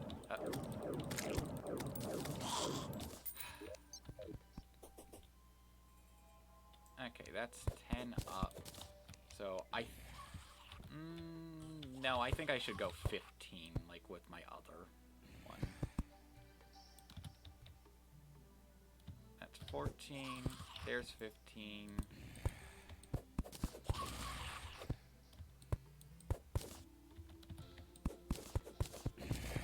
And yeah, I just...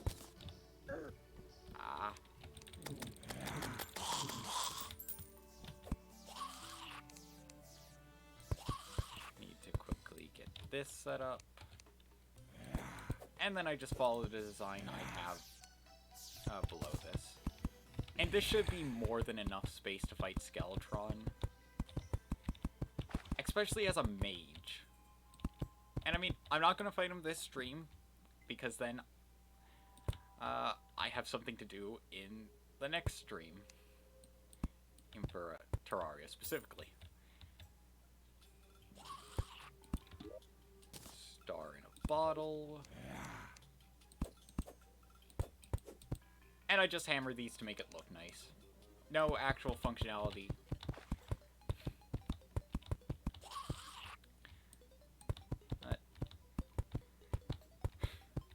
I'm going over in my head the exact plan I have. So I need to finish up the elevator so that then I can have an easier path down to the underworld. And then I don't have to worry about any sort of shenanigans from twisty paths and enemies.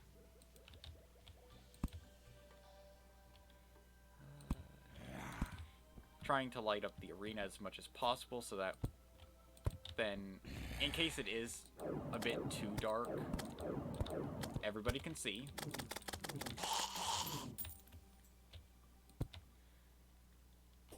And, I mean, why try and fight in near darkness myself?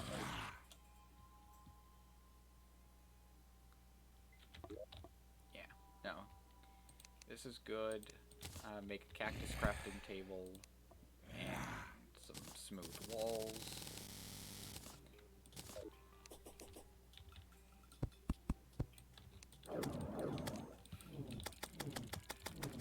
This way I can hang up torches on the walls if I felt the need to, but really they're just there to just make it seem like the arena isn't just floating.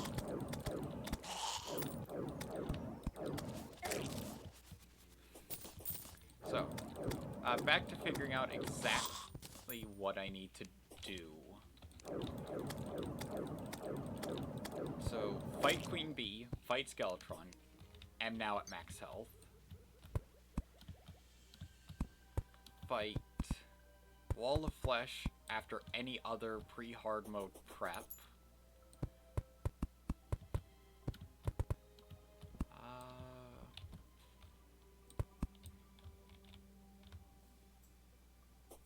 Make NPC housing, because I can't just leave them in the NPC prison forever.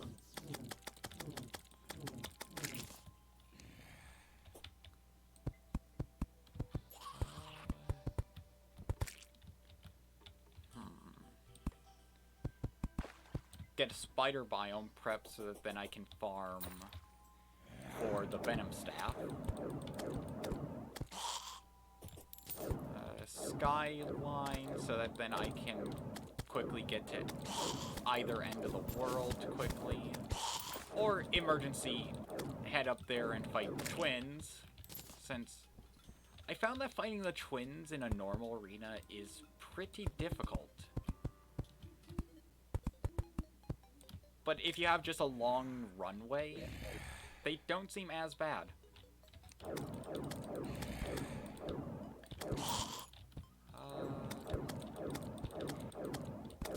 Prepare...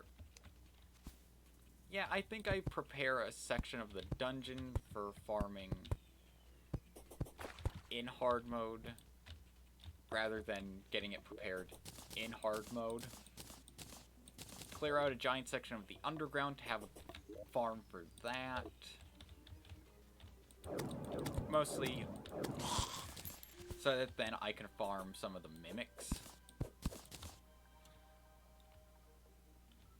Okay. Thank you for coming by. And I hope you've enjoyed.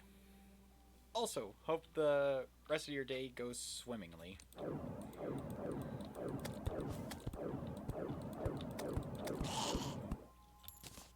I'm going to be wrapping up the stream soon as well. I only planned to go till 12:30, and this worked out perfectly. So, Skeletron Arena up and running. Let's just head back to the base. Good enough! I'll end off in the nice arena. So, thank you all for coming by. I hope you've enjoyed. And if you want to see any of the older stream VODs I have, check out my YouTube channel. Oh, there's a link in my Twitch page, and if you want, I have a schedule up so you can see the next stream I have and what's coming up next. That's not overly liable to change. I mean, I may, and now I'll probably change the time for the next Terraria stream instead of 6 hours, because I don't think anybody would like to see 6 hours of me doing nothing but pre-hard mode prep.